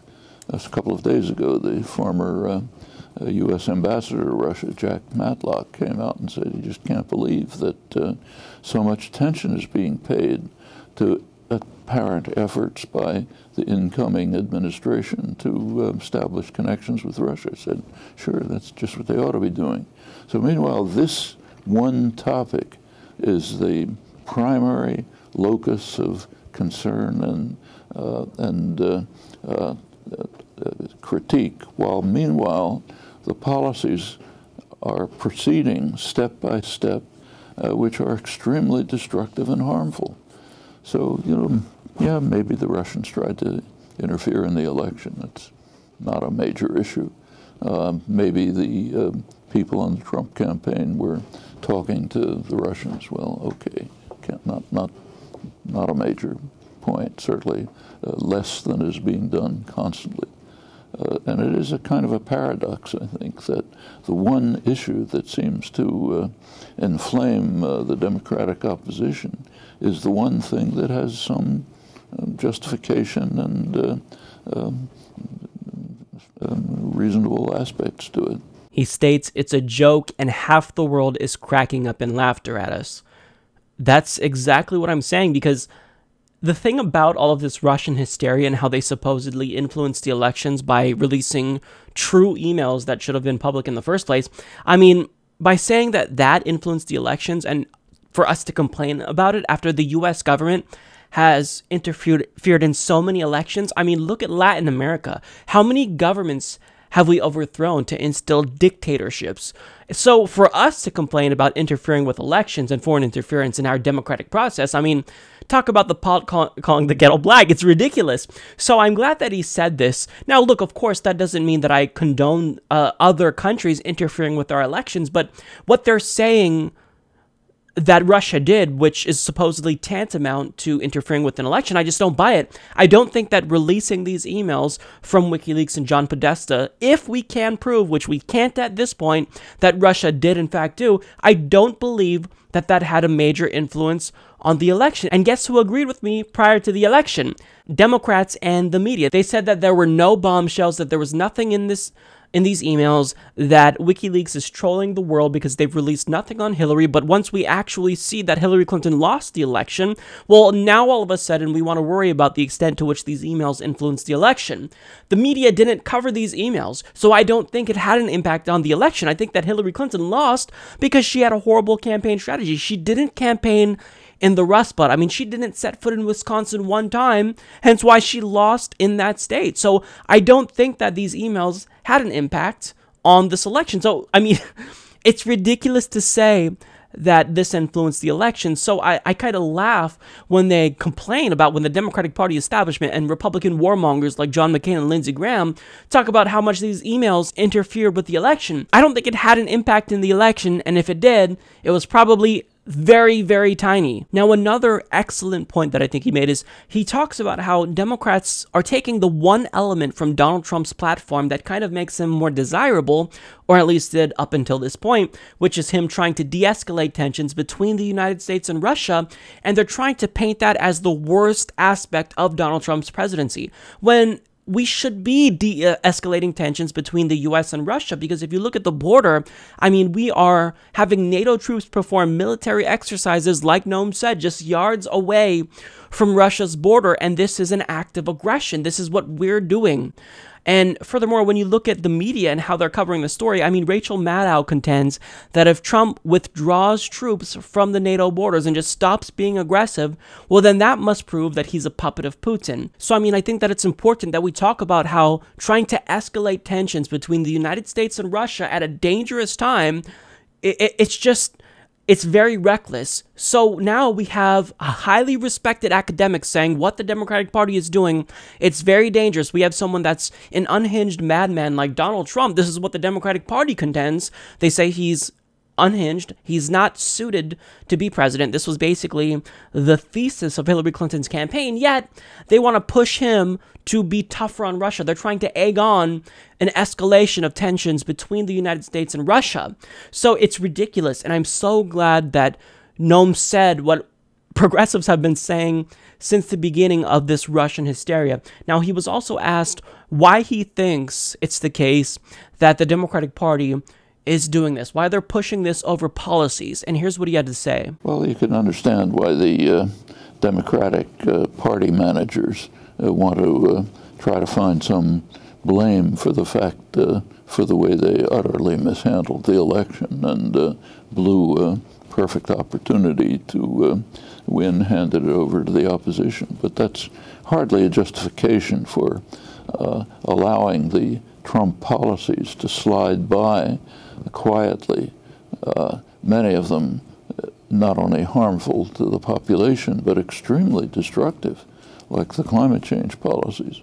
And meanwhile, focus on one thing that could become a step forward if it was adjusted to move towards serious efforts to reduce growing and dangerous tensions right on the Russian border, where they could blow up. NATO maneuvers are taking place hundreds of yards from the Russian border. The Russian jet planes are buzzing American planes. Something could get out of hand very easily. Both sides are, meanwhile, are building up their military forces, adding the U.S. is one thing that the Russians are very much concerned about is the so-called anti-ballistic missile installation that the U.S. is establishing near the Russian border, allegedly to protect Europe from non-existent Iranian missiles. Nobody seriously believes that. This is understood to be a first strike threat. These are serious issues.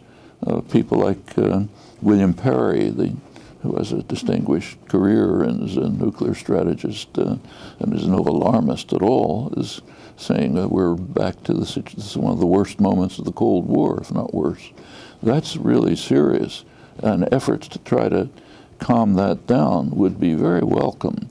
And we should bear in mind it's the Russian border. It's not the Mexican border. There's no Warsaw Pact maneuvers going on in Mexico. And that's a border that the Russians are quite reasonably sensitive about.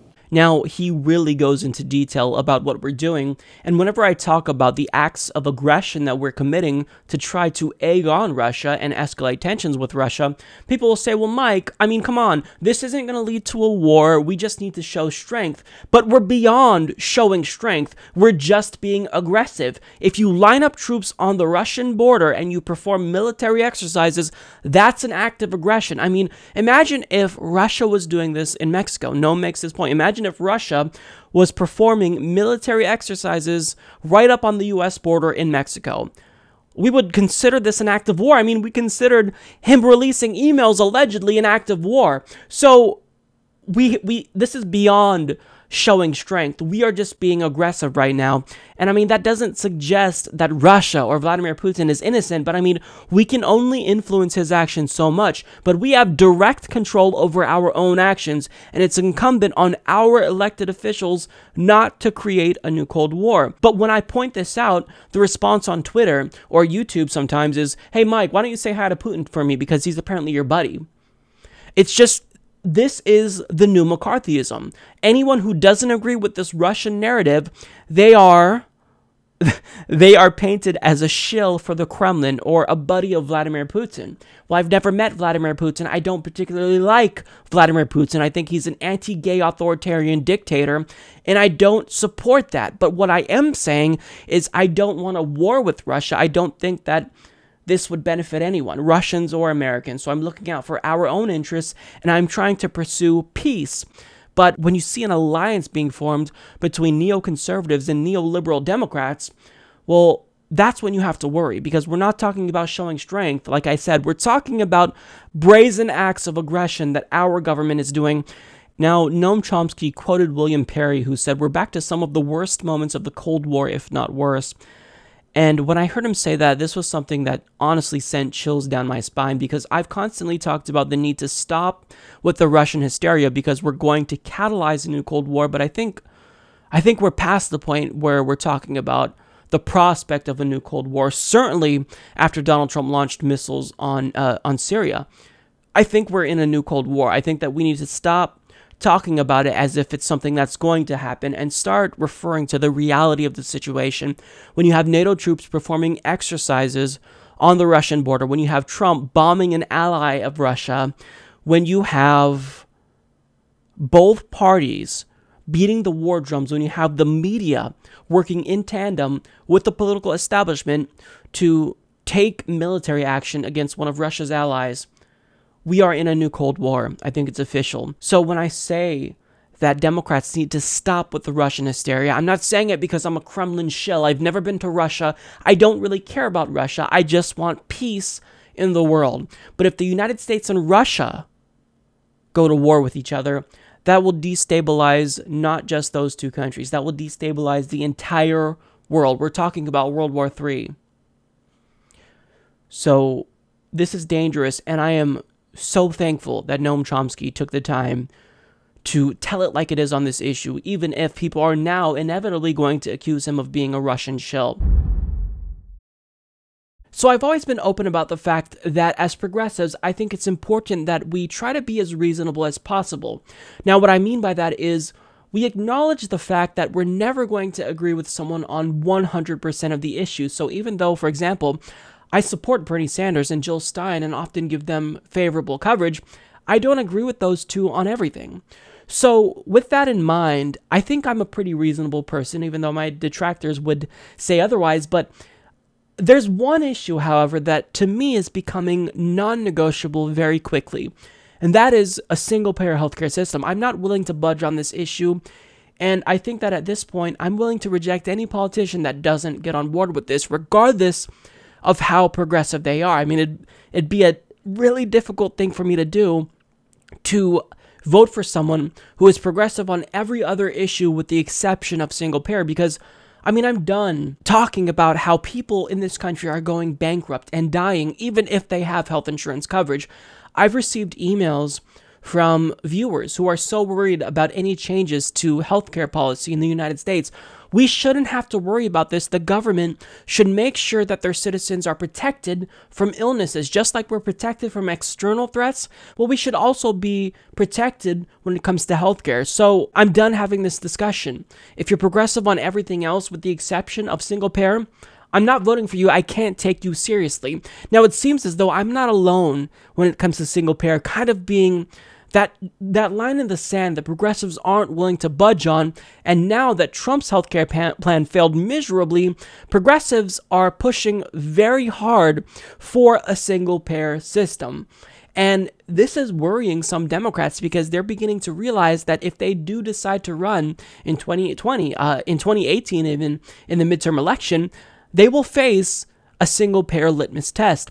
So this is evident in a story released by CNN. They explain Democrats eyeing the 2020 presidential contest could soon face a Medicare for All litmus test from the party's progressive base after last month's failure of President Donald Trump and congressional Republicans to repeal Obamacare. Progressives are going on offense, mounting a new push for single-payer health insurance. So that last line there tells me that the Democratic establishment is getting worried. I mean, people like Cory Booker, who already sold out to the health insurance industry, they're worrying that the prospects that they could be successful in a Democratic Party primary is diminishing because your base simply will not let up when it comes to single-payer healthcare. And I mean, this should have never been something that they moved away from because the Democratic base was always in favor of a Medicare for All type system. It's just that we had this renewed energy about it when Bernie Sanders brought it back on the national agenda. So yeah, you will in fact face a litmus test.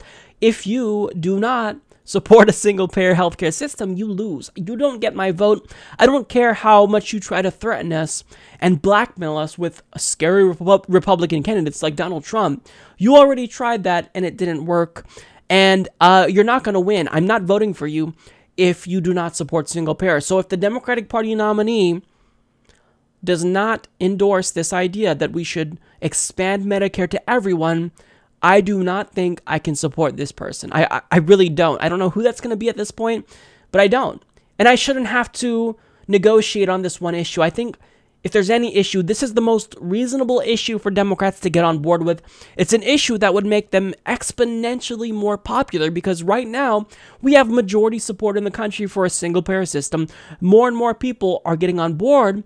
But they don't think they should support this idea because, you know, Democrats like Joe Manchin in West Virginia, you see these stories about how we should leave him alone because he can't support single payer. He has to pretend to be a Republican in West Virginia because it's a deep red state. And people who voted for Donald Trump in 2016, they're not going to support Democratic candidates who support a single payer system, except you don't have to act like a Republican because this story was released on the exact same day. So a focus group of Trump voters that were enrolled in Obamacare were surprisingly open to the idea of a single-payer system. So Vox journalist Sarah Cliff writes, "We were in Harrisburg, Pennsylvania, sitting in a conference room at a big white table. Perry, who co-owns the research firm Perry Undum, asked the 6-member group a question. Who likes Canada's health insurance system? Who wishes we had something like that?" Half of the hands shot up. One of the participants said, "There's a lot of countries that it works very successfully in." Another said, "Everybody, despite income, should be encouraged to take care of their health." And the third participant chimed in saying, "I actually like socialized medicine." These are Trump voters. So half of this group, I mean, it's a really small sample size, but half of this sample said that they enthusiastically support a single-payer healthcare system. Now, Cliff explains, "My conversations have been with Trump voters, not advisors and academics. In all these interviews, including the focus group, I didn't ask about single-payer. The people I was interviewing brought it up on their own, often mentioning the Canadian healthcare system. The voters I've interviewed like the idea of everybody getting equal treatment no matter where they live or how much they earn. They generally talk a lot about fairness. This is something Kathy Oler, an Obamacare enrollment worker who voted for Trump, brought up to me when I met her in Kentucky." So, I mean, if the Democratic Party ever wants to get out of this hole that they dug for themselves, they could be incredibly popular if they campaign on single payer even in red states. Yes, even in red states, because people are reasonable if you explain policies to them. So if they honestly make 2018 and 2020, make single payer the focal point of those elections, and they say, look, give us the White House, give us Congress, we will fight to make single payer a priority, and on day one, we will pass it. If they do that, they can win. They can actually win and take back all branches of government. But I mean, if you're worried, Democrats, that we will subject you to a litmus test, whether or not you support single payer or not, you will be. And if you don't, you will lose. That's the bottom line. Well, it's pretty apparent that Hillary Clinton isn't going to be going away anytime soon because apparently she hates America and loves attention. So I think that it's important that we still talk about Hillary Clinton because even though she's out of power, she still has a lot of influence when it comes to the Democratic Party. So she was recently at a Women in the World forum, and besides warmongering and influencing Donald Trump to bomb Syria, which she did in fact do, so congratulations Hillary Clinton, you got what you've been wanting for a really long time, she was asked why she lost the election and Bernie Sanders' name was brought up. Watch her response and try not to get angry. It's not possible. Conducted some autopsies of the election, and I'm looking for lessons learned. And in particular, I mean, to what extent do you assign blame to Bernie Sanders, to the media for focusing on emails? How much time do we have? It was really the weaponization of information, something that Putin has used inside Russia, outside Russia, to great effect, that we didn't, and I'll say this for myself, I didn't fully understand how impactful that was. And so it created doubts in people. But then the Comey letter, coming as it did just 10 days before the election, really raised serious questions in a lot of people. She is the world's biggest narcissist. I think she's probably more narcissistic than Donald Trump even, because, wow. I mean, and people will say, you know, she wasn't specifically saying Bernie Sanders. I mean, the person who was asking the question lumped in Bernie Sanders in the media, but had she not wanted to place blame on Bernie Sanders, she could have said, well, look, I don't attribute any blame to Bernie, but when it comes to the media, I mean, how much time do we have? But she didn't say that. Her response was, how much time do we have? Simply, she didn't exclude Bernie. She implied that Bernie Sanders, who went against his better judgment and campaigned his ass off for her multiple times per day, that person is responsible for her loss to a reality TV star Orange Clown. She's blaming him basically, I'm forced to believe, because he dared to challenge her in the primary. She was supposed to be anointed as the Democratic Party leader. This wasn't supposed to be a competitive primary, so how dare Bernie Sanders challenge her? So of course he's in part to blame. It's ridiculous. As long as she's influencing the actions of the Democratic Party, Donald Trump and the Republicans are empowered because she's the most unpopular politician in the country. That association is toxic. Her policy ideas are toxic to the left-wing base that didn't come out to support her. So if they continue this association with Hillary Clinton, they lose. She's a pretty divisive, destructive figure in American politics that doesn't take the hint that Americans just aren't into you. We're not into you, Hillary. We don't want you to be the president. We rejected you once. We rejected you twice. You're the most unfavorable politician. We don't like you. Go away. Why can't you take a hint? What is it going to take for you to have some introspection and realize maybe I should let the country heal and just go away? I don't know what it's gonna take. But now you aren't just not going away, you are being divisive. It was Bernie Sanders, it was the media who did propaganda for her, it was James Comey, it was Russia. Hillary, do you want to know why you lost the election? Do you want to know why you lost and were defeated by an easily beatable opponent that you know is beatable because of your Pied Piper strategy? You tried to elevate the more extreme Republicans like Donald Trump because you thought it would be easier to beat them, and it was easier to beat them. But you lost because you sucked. You suck. You didn't talk about policy. Your main pitch to voters was that I'm not Donald Trump, vote for me. We don't come out to vote against someone, Hillary Clinton. That's not the way that voters operate. That's not the way that we behave. You should have been reading political science studies instead of listening to your advisors who know nothing. We come out to vote for someone who offers us something. It's why we supported Barack Obama over you. And it's why the American people ultimately supported Donald Trump. He offered them something, even if it was something that I disagreed with. He talked about policy. He did more than just say, I'm not Hillary Clinton. So it's really, really frustrating to me to see her continue to be a destructive, divisive force. And she doesn't want to admit that she did anything wrong. But even Joe Biden thinks that Hillary Clinton ran a terrible campaign. And look, I just want to address the people who say, Mike, you've got to stop talking about Hillary Clinton. The election is over. Move on.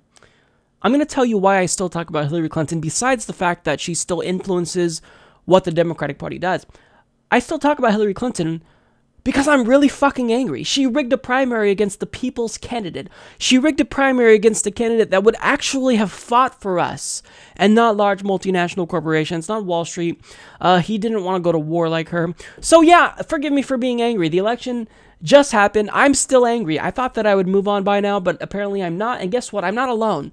There are still many people, progressives, who are pissed off. And you know what? There's nothing wrong with that. We should be pissed off because we were wronged. We were wronged by someone who claimed to look out for us. She's fighting for us. No, she was fighting for herself. Hillary Clinton didn't care about anyone but herself, and she still is being selfish. Hence why she won't go away. So Hillary, if you really cared about the country healing, you would go away. Go back into the woods. You have nothing to offer us. You have nothing to offer us. You're still being divisive. You're still attacking Bernie Sanders, arbitrarily so. Go away, Hillary. Hey everyone, I am here with Sam Ronan. Once again, he's back on the Humanist Report after his famous DNC chair race. He became a progressive icon, I think you can say. So Sam, what have you been up to? What are you working on? How's life been since you are no longer running for DNC chair? Yeah, man. So first and foremost, it's been a long time, and I missed you. I really did. Missed you too, brother. Man. I missed you. We need to do this more often. We need to find schedules that correlate. Definitely. But that's kind of what's been going on. I've been traveling all over the country. When I mean all over the country, I mean I have literally been coast to coast. And in fact, next week or in the next 2 weeks, I'll be in New York City, the New England area until the 24th. I'll be back for a few weeks, and then I'm going to try and get up to the California, Sacramento area for their state Democrat chair convention, where Kimberly Ellis is going to be, hopefully, our next progressive chair for the entire state of California. So, I mean, there's a lot of great things coming up. And I've been working on basically fulfilling my promise, right? I mean, I ran for DNC chair and I said, I will empower people to run for office because that is what we need to do. And, well, I think we might talk a little bit later on the DNC thing, but what I've been doing is Our Voice. And Our Voice as an organization is literally that. Everybody clamors about having a third party. Well, the reality is third parties aren't valuable in every single state, right? Unfortunately. Most states you have to be a Republican or a Democrat. You might be able to get on the ballot as an independent, but your likelihood of winning is pretty rough, and in Ohio specifically, right? So what Our Voice is really trying to do is give people, progressives specifically, the opportunity to primary incumbents in their places of power. Meaning, if you're in rural Ohio, you can absolutely run as a Republican because all it is an R, a little R next to your name. But we, the people, will be the ones supporting you. Same thing with if you have to run as a Democrat. We would even be willing to endorse Green Party candidates, libertarians, independent candidates, whatever, throughout the country if it's feasible to win, right? We don't want to do pie-in-the-sky races. We do want you to win, but we also want to make sure that we get incumbents out of office because those are the people who are causing all of our troubles. So, I mean, that's like a little brief plug. The other half of it, right, isn't just the organizational part. It's the fact that we're building an application and like a web app, like you can get it on your phone type thing. Yeah. Nice. We're going to be in the Google Store and we're going to be in the Play Store. And actually, we need a Google or an Apple app designer. We need somebody to help out with that framework. But beyond that, we'll be in the Google Store at the very least, or the Play Store, I think it's called. And literally, it's a one-stop shop for all things political. It'll show you how to get on the ballot. It'll tell you who's currently on the ballot. It'll give you a place to sign up to volunteer. It'll give you a place to sign up to be a candidate. I mean, it literally gives you the toolbox in one area that is essentially the information we lack. I mean, I said it in the DNC race. Most people have no idea how to even run for mayor, right? I mean, you might know how to run for mayor. I might know how to run for mayor, but I guarantee 99% of the people watching this have no clue. And that's the problem. Like when I went up to Kent State the other day and gave a speech there, I asked the audience, I said, how many of you actually know how to run for office? Literally one person raised their hand. Like, that's the problem. So with Our Voice, we're trying to solve a myriad of different problems. We're trying to be the box that brings everybody together, right? Or actually the glass, right? You got to pour the stuff in the glass, and then you put in the ice cubes, and then you put in the, the sprinkles and all that crap. The glass is Our Voice. Justice Dems, New 535, Bernie-crats, progressive movement of whatever. That is what goes in the cup so that we can share it around and spread the strength and the power, because otherwise we keep getting what happens in Los Angeles and all these other major races throughout the country where progressives continue to lose because we're not united and we don't have the support structure. Right. Okay, so first of all, I got to comment. Love the visual aid. Love it. Our Voice. I don't know if that was planned or not, but that's great. So let me ask you this, because I haven't heard of I've heard of Our Voice, but this is the first time I'm really getting the details about it. So it sounds to me like this is basically political resources. If you have a question about something, this is kind of a main hub. If you want to run for office, it's a good starting place. If you want to find out how to challenge them. So is that basically, am I getting this correctly here? It's actually that and more. Everybody wants a third party, and like I just said, third parties aren't viable all over the country. But what is a party? It's a structure. It's an organization. It's support, right?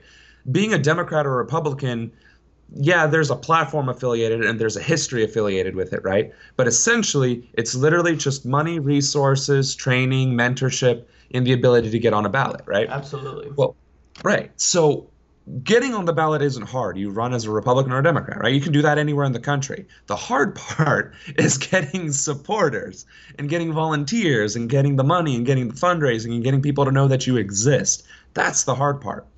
But that is exactly what a support structure is. That's exactly what a political party is. It's just a network. So if Our Voice, right, I have a little flyer. So actually what we have is, our logo, our bird. You guys see that? There you go, the bird.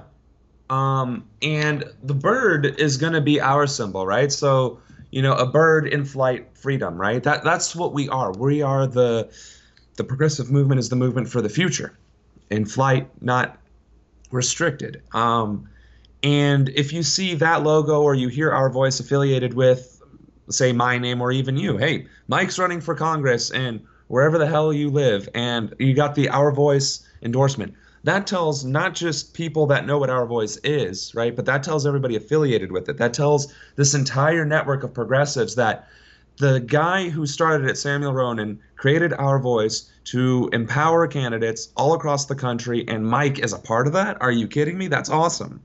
So it infiltrates the entire progressive and Bernie and Green and whatever network all at once just through affiliation. So what we're really doing, and I know I probably should come up with a better elevator speech than a long-winded, diatribe, but working on it, by the way. I have my leadership team yelling at me every day that I do this. If you start sounding like Hillary Clinton, nobody's going to join Our Voice. So as long as you get the facts out there, even if it's not like, perfectly, rehearsed, I think that you're fine because you're explaining it just well. Awesome. And actually, I do have a pitch. It's like a little one-liner, I think. Nope. That's for the Indiegogo. I can't read. Sorry. Mission statement. And I got to give a shout out to Zach Haller for writing this for me. Nope. Also not. That would be for the Indiegogo as well. Is it I'm with him? Is it I'm with him? No. I'm with him. No. Okay. Anyway, I guess I was wrong about my pitch. Regardless, it's everything you want and need in a third party, but for the sole purpose of infiltrating incumbents up and down the ballot. This is how we win. If we can't win by doing something outside of the box, then let's get inside the box and tear that sucker up from the inside, right? Mm-hmm. People are so tied to this need to be independent or a part of or apart from these different organizations, but they exist. So why not use them? Seriously, they use us every single election year, and we're fed up with it. So let's use them right back. Same thing with the fundraising. Super PACs and dark money, right? Citizens United is a huge problem because corruption and bribery is effective to the weak. Right? Every single person in Congress that's currently elected, at the state legislature, all these people who take these large donor donations and then sell out their constituents for pennies on the dollar, they are weak. They are pathetic. Mm-hmm. And they can be defeated if we support ourselves. So if one donation is $3 million or $30 million to this super PAC and then it goes out to the entire Republican Party, right? Imagine what 30 million people can do. Right, mm-hmm. 30 million people donating $1 is the same thing. The money isn't the issue; it's where it's coming from and who's supporting it. So as long as we're the ones fundraising and bankrolling our candidates, we're fine, and that's the premise. Our Voice is the unifying structure that allows us to focus on one thing: winning, getting people on the ballot, elected, and in government, so that we can start infiltrating the system. And then we can start making the differences, and then we can start dismantling the corrupt entities. But until we do that, until we come together, we're going to continue to lose like we did, unfortunately, in Los Angeles just yesterday, and the other special elections that have been going along around the country. Right. So it sounds like you've been busy, basically, in a nutshell, after the DNC chair race, and you're traveling around the country doing different things, giving speeches. So a big question that I know my audience is curious about is, what are you doing in 2018? What's going on with Sam, specifically around the November time frame? So where will I be Election Day 2018? Hopefully asleep. No, just kidding. No, I do want to run for office, and we can even consider this my soft launch if you'd like. You get the exclusive first crack at Samuel Ronan. You heard it here first. I won't put a banner across the screen like CNN. Breaking: Samuel Ronan announces candidacy. I won't do that because that's just too cringy. I can't do that to you. Hey, but you at least get the first crack. You get those kudos, right? Those brownie points. Nice. I have every intention of announcing. I can't make it an official announcement until the Our Voice org and PAC are ready to go and can stand on their own 2 feet. But I feel like by June 1st, I will be ready for an announcement, perhaps a couple weeks or days earlier than that as well. So be looking out in the summer for this guy to be running for Congress. Now, I do know exactly where I want to run. Ohio's 1st Congressional District. That's Steve Shabitt's district, in case you guys know who that is, and you want to send him some angry hate mail because... Well, hang on. I can't condone sending people hate mail because we get a lot of backlash on YouTube if we send like angry mobs to people. Oh, well, so I do not endorse what Sam Ronan is saying, just for the record. I take it back. I was just trying to be funny and over the top. But seriously, there is a reckoning coming for the 1st District. We cannot afford to allow these Republican trolls to continue to sit in power for decades and completely undermine our Constitution. I mean, we just saw Paul Ryan care and Trump care emerge onto the congressional floor, right? It got struck down, and now they want to push it forward again with even less provisions. They're trying to defund Planned Parenthood. They're trying to take away the only thing that anybody did like about it, which was the previous conditions, right? They want to get rid of that. It's like, oh, guess what? Insurance companies can now discriminate again. Like, these are the men and cruel. It's so cruel. That's right. I don't know how else to describe it. It's just a cruel bill. It is utterly devoid of humanity or empathy, and it kind of goes counter to what the whole purpose of government is. A government is supposed to support its population, and what the Republicans are doing are deliberately dismantling every social structure and support structure that exists. So, yeah, we cannot allow that to continue. And any support that I can receive, be it volunteering, be it phone banking, be it donations, be it just retweeting a tweet, I look forward to it, I welcome it, and I want to thank you in advance. Great. Okay, so let me ask you this. I kind of want to go back into the DNC chair race because there are some things that I know we're all curious about. So you had a lot of grassroots momentum behind you. There was a lot of enthusiasm behind your campaign. Tell me how many votes you got for the DNC chair position. So you got to carry the 0. 0 votes. And Goose egg. That was kind of, I mean, we were all, I think you were probably our number 1 choice for a lot of progressives, at least. Keith Ellison was second. Keith Ellison didn't even win, and then you got 0 votes. So it kind of felt as though we were getting slapped in the face. And then you kind of see us, we'll see the establishment patting progressives on the head by appointing Keith Ellison to be the deputy DNC chair, effectively making up a position for him.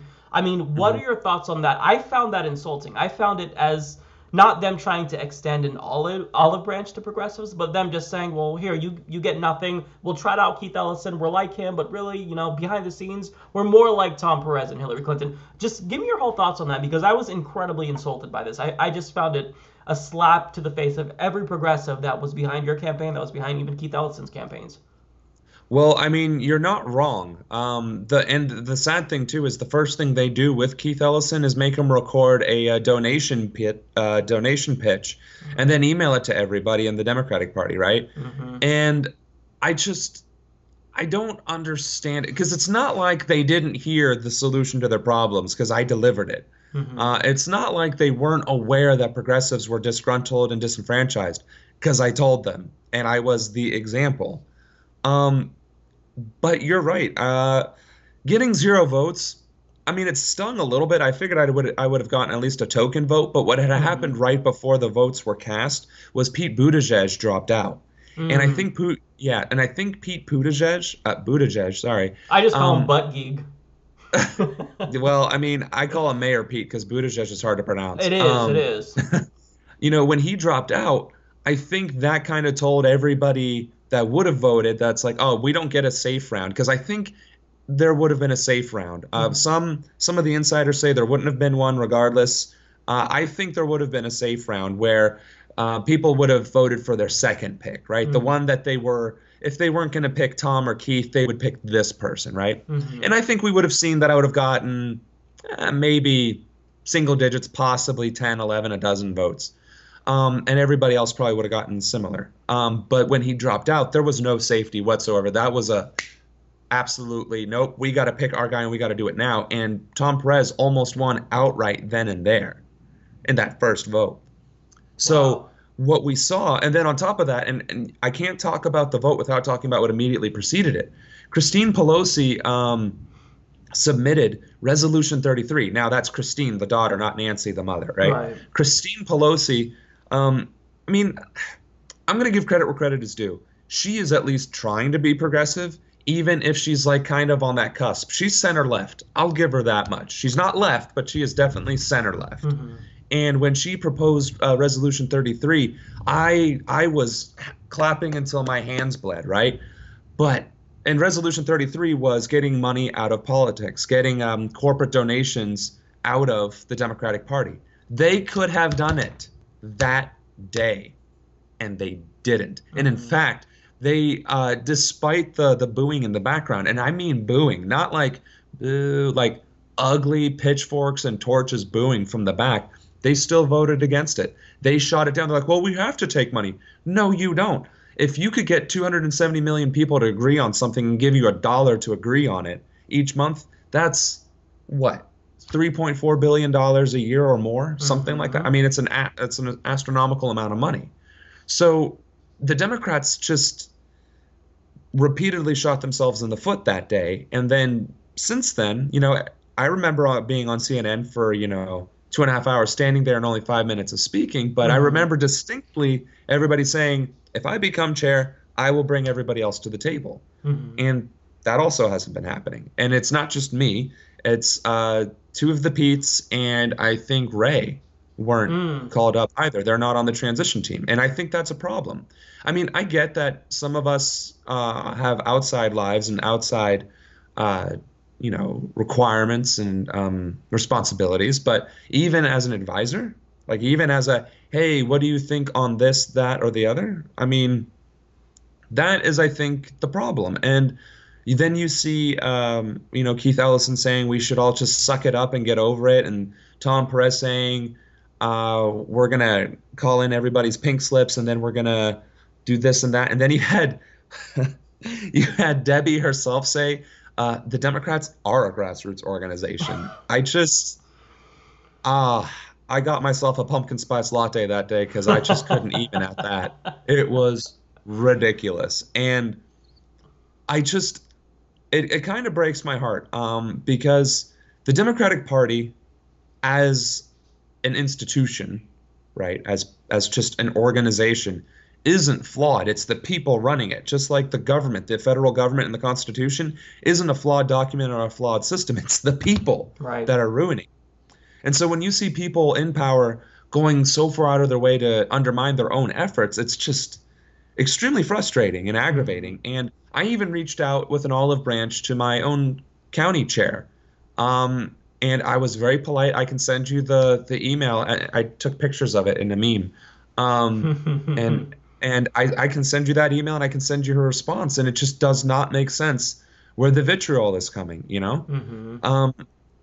I can tell you, I think it's because they see progressives like an inconvenience. We're kind of like just an annoyance, like a tick on their asses that they so desperately want to get rid of. And that's we're the future.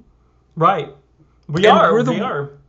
We're the future, and we're the ones that are most riled up. I mean, at the very least, you would think you would tap our energy and at least direct us in a direction, at least point us somewhere to go. But outright just crushing us and smothering us, like that doesn't make sense. Like honestly, I always have to resort to my military background, but if I see an eager new troop straight out of basic and tech school who's really eager, asking a lot of questions, wanting to get a lot of work done, I'm not going to say no, sit in a corner and lick a biscuit or something. Like, are you kidding me? No, I'm going to engage with that airman. And if that airman turns out to be, a little just over the top, sure, fine. Then you instill discipline. There's a difference between having enthusiasm without restraint and just being energetic without any way to distribute it, right? And so I feel like the progressive movement is that brand new troop, fresh out of boot camp, fresh out of tech school, arrived to his first duty station, right? Clean pressed uniform, sleeves all rolled up, all pretty ready to go, right? Sir, yes, sir. And getting slapped down by the grizzled old chief who's about to retire next year, right? That's how I feel the progressive movement is being treated by the Democrats, which is exactly why I'm building our voice. That's exactly why I'm doing it.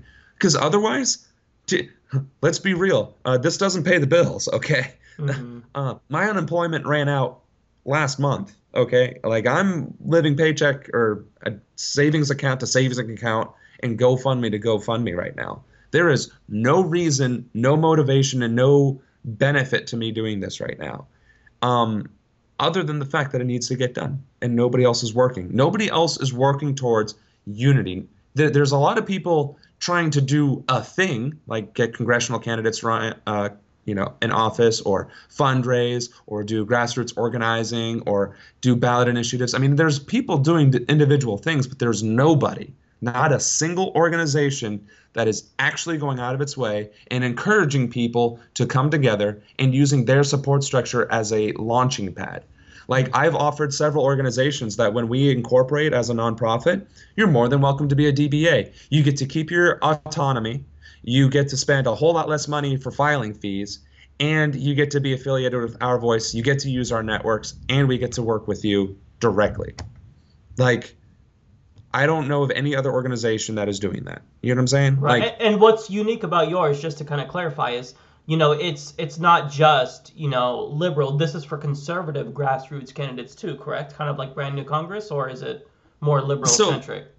Yes and no. It is designed for the progressive, but to be able to run in a conservative district as well. Okay.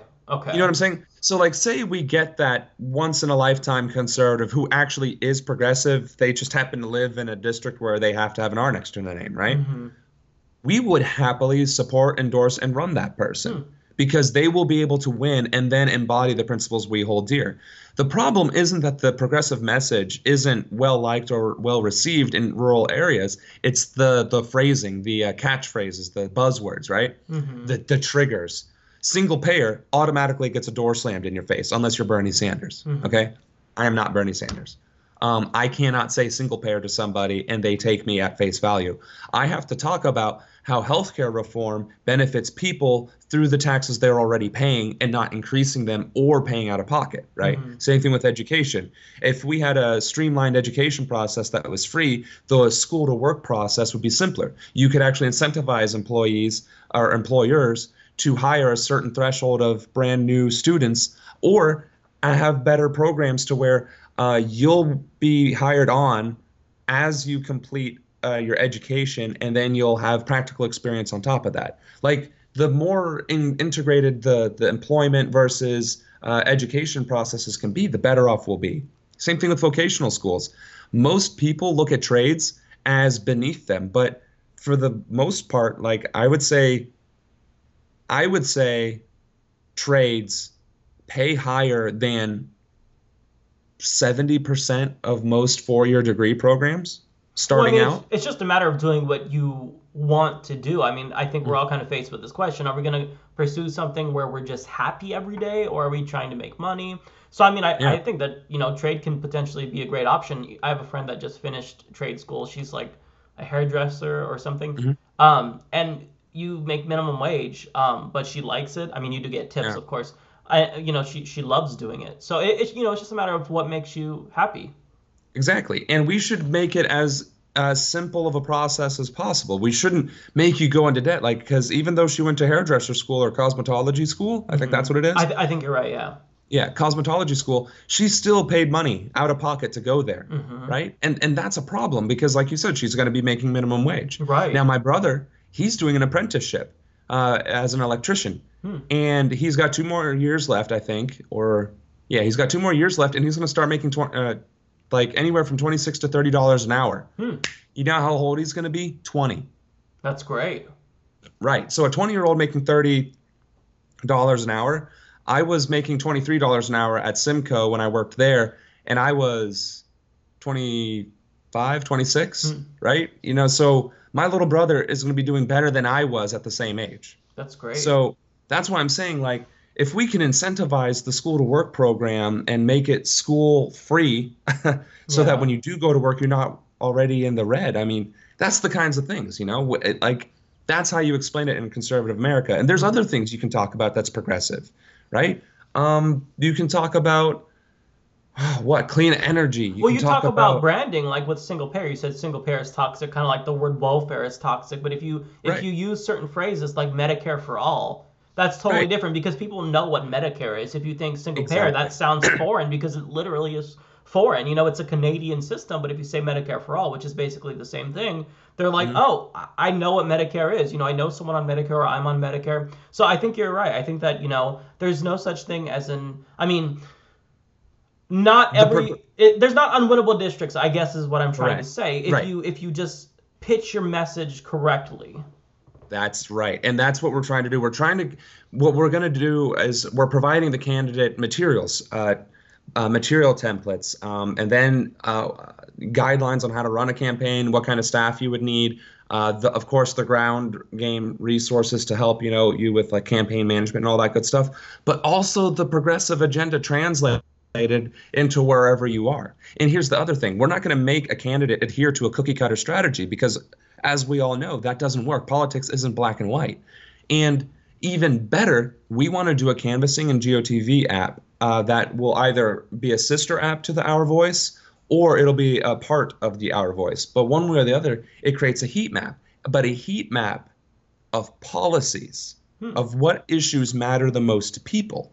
So let's say you're in rural America, but surprisingly, the things that matter the most to people are healthcare, women's rights, and jobs, right? Not guns, not abortion, not the economy, right? I mean, jobs, I guess, is part of the economy, but those are the top three things. Well, now you don't have to waste your effort talking about clean energy, or you don't have to waste your effort talking about universal this, that, or the other. You can focus on healthcare, women's rights, and jobs, and run your entire campaign directly to the people that you're going to represent.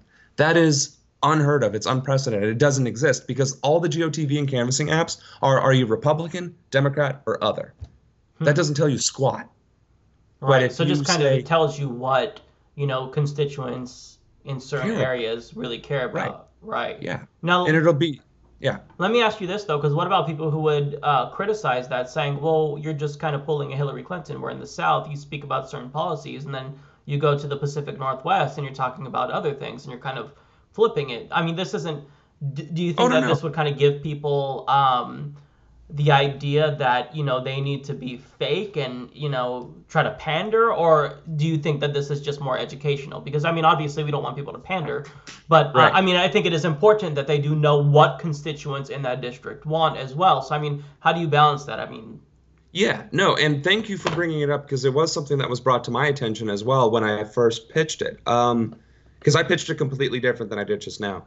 The idea being, what works in the South won't work in the North. What works in Springboro, Ohio, isn't going to work in Lancaster, Ohio, even though they're both rural communities. And it's about targeting your audience, right? If you're going to go to a college, are you going to talk about retirement? And the same thing, if you're going to go to a retirement community, are you going to talk about gun rights? Well, I guess it would depend, right? Maybe. But so retirement community, are you going to talk about going back to college? Right, sure. That makes sense. So what we're trying to do is we're trying to see what does your community actually care about? Mm-hmm. And then target your message to them using the progressive model, right? Progressivism, we've already established, is the future, is something that everybody likes across ideological spectrums. The problem is the trigger words. So you take universal healthcare and you translate it into moderate and conservative. And then depending on where you are, that's the pitch you use. Hey, if you're in California, you lucked out because you can talk about all of the liberal and progressive things you want to your heart's content. But for the rest of us poor bastards in the Midwest, we're going to have to translate that into conservative. I'm not lying. Mm-hmm. I'm not telling anybody, I'm not pandering. Right? Mm-hmm. I am literally explaining to them the progressive agenda in a way that they can stomach it, the way that they can understand it. Well, and one thing that I want to emphasize here, just to kind of give you like a suggestion, not because I don't know anything about designing this type of organizations, but I think that one thing that we've seen that's effective is just having conversations with people. Like if candidates explain their position, I think that you can potentially use, trigger words, so to speak, if you really explain your position, because that's one thing that I think is lacking, is there's no political dialogue. There's no sense of discussion anymore. So we throw around these key terms like, big government, but nobody explains what these terms actually mean. So I think that if you can really focus on, or people kind of embody the idea that they have to talk to people, I think that goes a long way. And I kind of think that that's what your app is getting to where just, you know, having more discussions and, trying to structure it in a way that will be appealing to people that might not necessarily be inclined to accept that message. Like if someone's anti-big government, they're going to reject single payer just automatically. But I mean, there was I don't know if there was a poll or a focus group. I saw the headline. Basically that Trump voters, like half of Trump voters in one focus group, I believe, they support the idea of single payer, which, I think that's fascinating because I wouldn't have expected them to support the idea of single payer. But, when you see if they supported Trump and you look back at Trump's prior comments, he actually did support single payer pretty adamantly so. So, I think it's just about discussion. I think that's important. So as long as candidates are talking to people and they're just not so detached to where they have to literally hold lessons on how to talk to real people like the Democrats are doing, I think they will be okay. No, and that's the point too. I mean, you hit the nail on the head.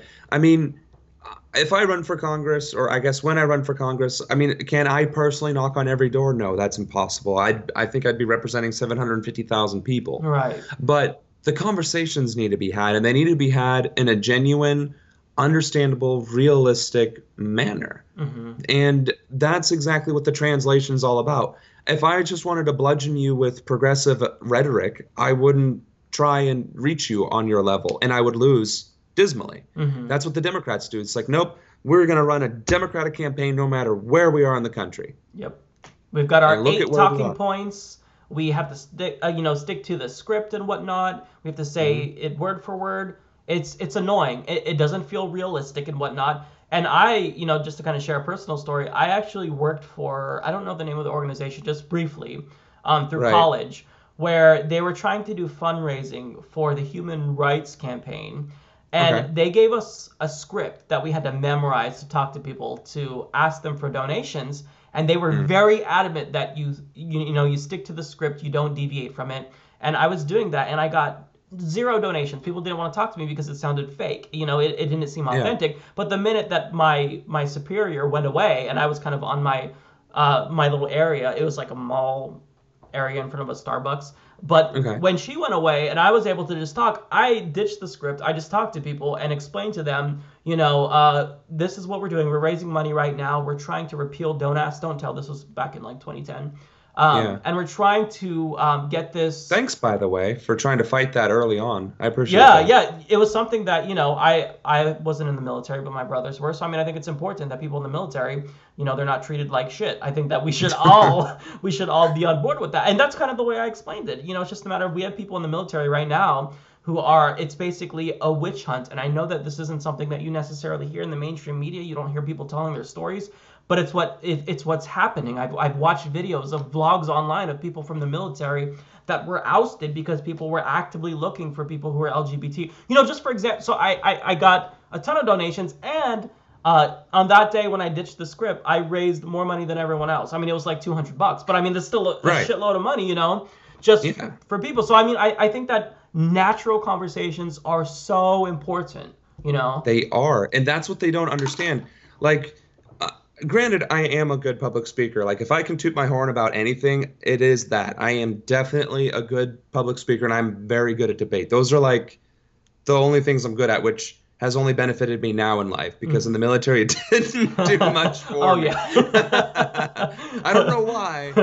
Somehow telling the colonel he's wrong, I just, for whatever reason, they don't like that. But, it's true. First of all, if I still had the vocabulary that I did in high school, you probably wouldn't understand a damn thing I'm saying, and you're a smart guy. You know what I'm saying? Like, that's my point. I can't talk like a dictionary to people that I'm trying to get to listen to me and understand what I'm talking about. You have to talk to people in a way that they understand it. So, sure, if I'm in front of like a NASA convention, I can use all the big fancy words I want. Not that I have them anymore, but if I did, I could. But if I'm talking about healthcare policy, right, which is a big, complicated thing, but I want you to understand it, why would I try and confuse you and make you feel like I'm belittling you? Mhm. Why would I want to make you feel insignificant and insecure, like you're not smart enough to talk to me? That's the other problem. And it's something that conservatives have mastered. I mean, I have to give a few props where props are due, right? The Republicans have played the game, and they played it freaking well. Absolutely. Absolutely. It's mind-boggling, but they do it, and they speak simply. And part of that is also an understanding of what you're speaking about, right? If I was a subject matter if I was a subject matter expert of astrophysics, but I couldn't explain astrophysics to you simply, then I am not a subject matter expert. And I think that was Einstein who said it. If you cannot explain something simply, then you do not understand it well enough. And that is politics. That's how you reach people, and that's what we have to do. And that's the fundamental premise behind my race for the DNC, my race for state rep, my idea, the premise for helping candidates for Our Voice, and it's going to be exactly what I do when I run for Congress again. So, I mean, now we're an echo chamber, but that's the point. Like, you're absolutely right. I think I feel you. I think that, what you're doing it's bigger than you. Like, I can see that, you're trying to help others get involved, and we all kind of agree, it's time for progressives to leave their houses and to start running for Congress. We can't just, we have Bernie Sanders at least. We can't do that anymore. We've got to be. He's one person. We have to realize, first of all, we are selling ourselves short if we're only relying on one person. Right. If we're only depending on Bernie Sanders, what about the rest of the 270 million people who can vote or run for office? There are 500,000 elected positions in the country, and at any given time, at any given year, like 100,000 of them, 200,000 of them are up for grabs. Oh, I'm sure. Constantly. Hello. Right. Yeah. So that is what we need to be doing. And I'm not hating on what happened in Los Angeles. That is just the literal most recent example of disunity. There were 20 progressive candidates. If it had been narrowed down to like the Green Party candidate and maybe one other progressive, and then the two Dino Dems, and then like the Republican and the Libertarian and the guy who ran as an independent, if it had just been narrowed down to 7, and the progressive community at large supported either the Green Party candidate or whoever was designated as the progressive Democrat, right? That would have split our vote and resources by 2 rather than 20. Sure. We would have made a much better showing. It would have also split our donations less. And here's I hate to say it, but money is power in politics. And you and I can agree to disagree and argue all day long about how money is corrupting, or how people are weak and that's why it's corrupting, or that Citizens United has legalized bribery. But at the end of the day, money plays a role. And we have to be smarter than what we've been. We have to see the big picture. If money is involved and there is no way around it, then let us utilize it. Let us acquire it. Let us amass it and use it for our gains. Let us, the people, the many, the thousands, the millions, come together, donate $1 or $2, raise $20 million in LA, and then shove that down the throats of the DNC, right? There's I think 10 million people in LA County or Los Angeles, that district, 10 million people were there. If each of those 10 million people had supported, I'll name drop, if those 10 million had supported either Kenny or Arturo and given each of them either $1, or even if they split it in half and gave Kenny $1 and Arturo $1 split in half, that's $5 million right there. $1. People do not understand that $1 multiplied by millions is how we win. That's how our voice gets heard. Now, most people can donate more than $1. Most of my donations have been $5, $10, $20. The highest, I've gotten some pretty high donations, and thank you for that, by the way, but completely unnecessary. Don't spend that much money on me. But those high dollar donations, they're unnecessary. $5 or $10 multiplied by 1,000 people, that's a campaign. $5 or $10 multiplied by 1 million people is a governor's race, a senator's race, a congressional race. You know what I'm saying? That is our strength, and we have been underutilizing it. I like it, and it sounds like, progressive unity is what you're calling for, like a cohesive message. I like it. I think it's great. So yeah, I like what you're doing. So I won't keep you any longer, but any closing things you want to do, anything you want to plug, any websites? I mean, if we are curious about the progress of our voice, how can we track that? My shameless plugging. Now, there's a QR code on here. I don't know how fancy the technology is, but that should be clear enough for somebody to use. In either case, we are doing two things. We are going to be launching an Indiegogo, which will be fundraising our super PAC. Now, that phrase might be a trigger for some, but let me assure you, this super PAC is a tool, a weapon, just like we've been discussing all day, to be utilized against the establishment. If we can put $10 million of our dollars into this super PAC and then spread out that $10 million to our candidates for our support and our needs, we win, right? The problem is when Big Pharma or Big Oil donate $10, right? So that's the Indiegogo that'll be coming out in the next couple of weeks. We're retooling it. We're also accepting video scripts. If you go to my Facebook, my personal Facebook is Samuel Ronan, you'll know it's me because there's over 3,000 friends on it.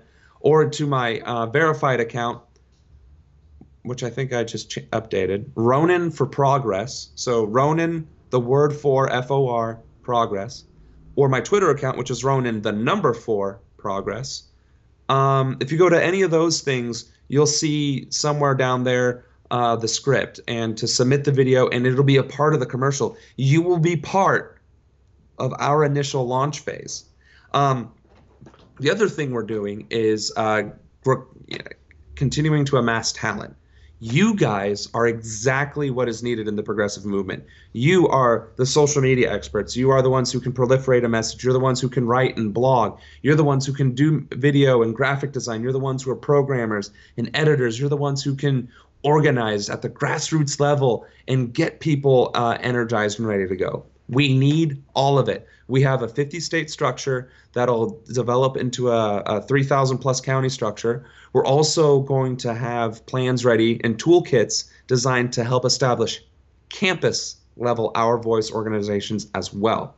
And all of that can be gotten from our website, ourvoiceinitiative.org. Go through it. There's the resources tab. There's the Our Team tab. Let me double check here. The Action tab. Donate to Our Voice, join the team, fill in the data, contact. All these different things allow you to have your voice heard and become stronger by working together with fellow progressives. So more to come on that. There's also going to be my events coming up in New York City.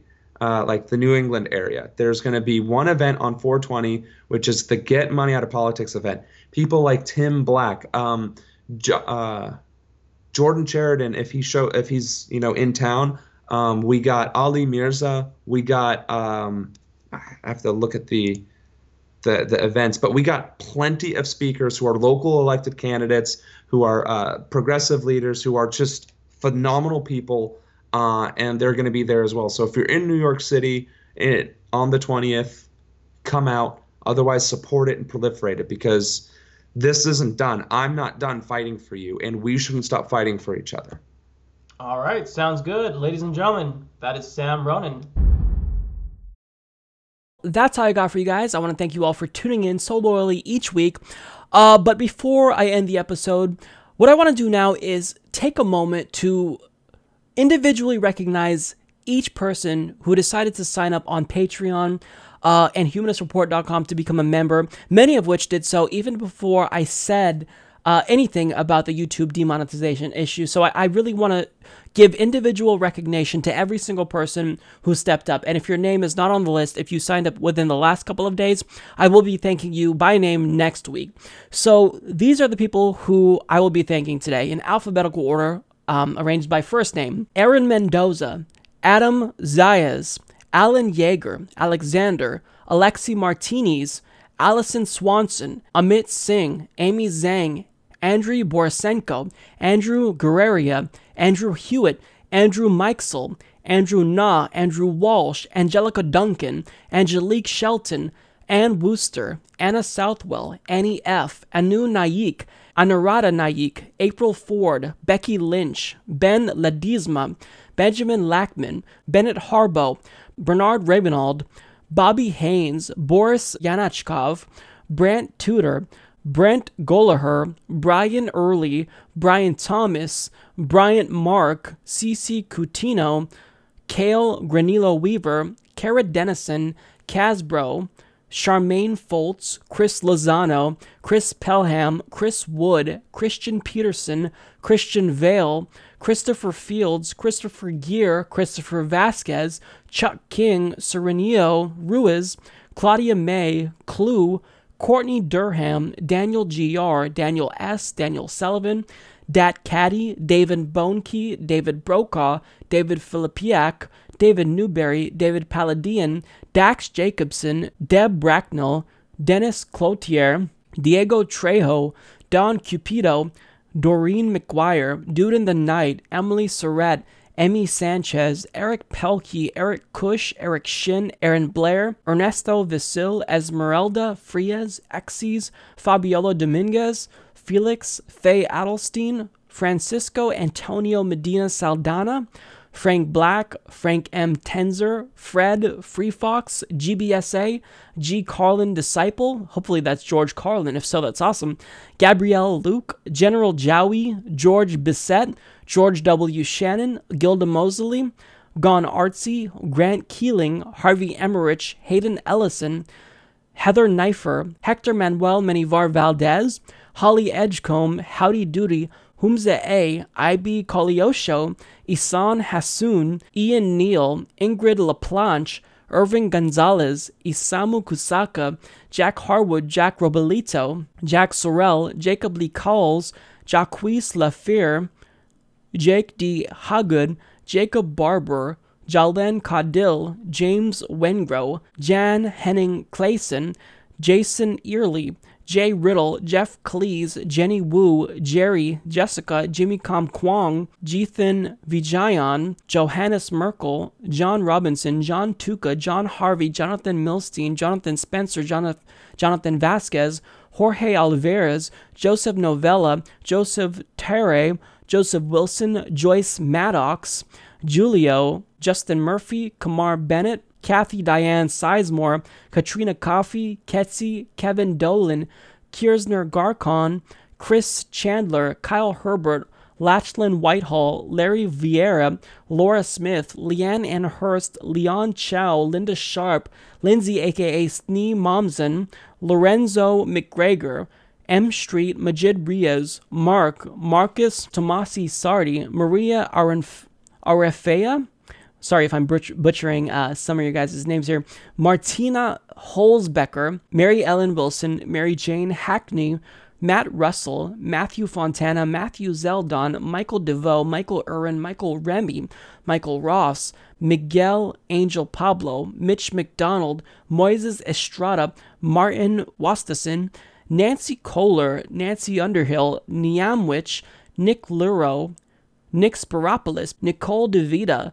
Nico Murphy, No Alternative, Nzinga Eduardo, Orlani Silvio, Fat, Paige Hafner, Patrick Babcock, Perry Ramstad, Peter Harrison, Peter Petrov, Peter Willett, Philip Morrison, Pierre Richardson, Rachel Rasmussen, Rachel Steele, Rachel Stoker, Ramiro Lopez, Rebecca Delane, Rebecca Taylor, Reese Davidson, Ricardo Contreras, Ricardo Montalban, Richard E. Flores, Richard Marcelin, Richard Reich, Robert G. Houston, Robert Greenhouse, Robert Turani, Robert Jimenez, Ruben Nieres, Ryan Harper, Ryan Shaver, Rin, Samuel Soon, Sanj Shima, Sarah Creighton, Scott Blanford, Scott Bloom, Sean Sunija, Sean Wins, Sapir Amourpour, Seth Pitts,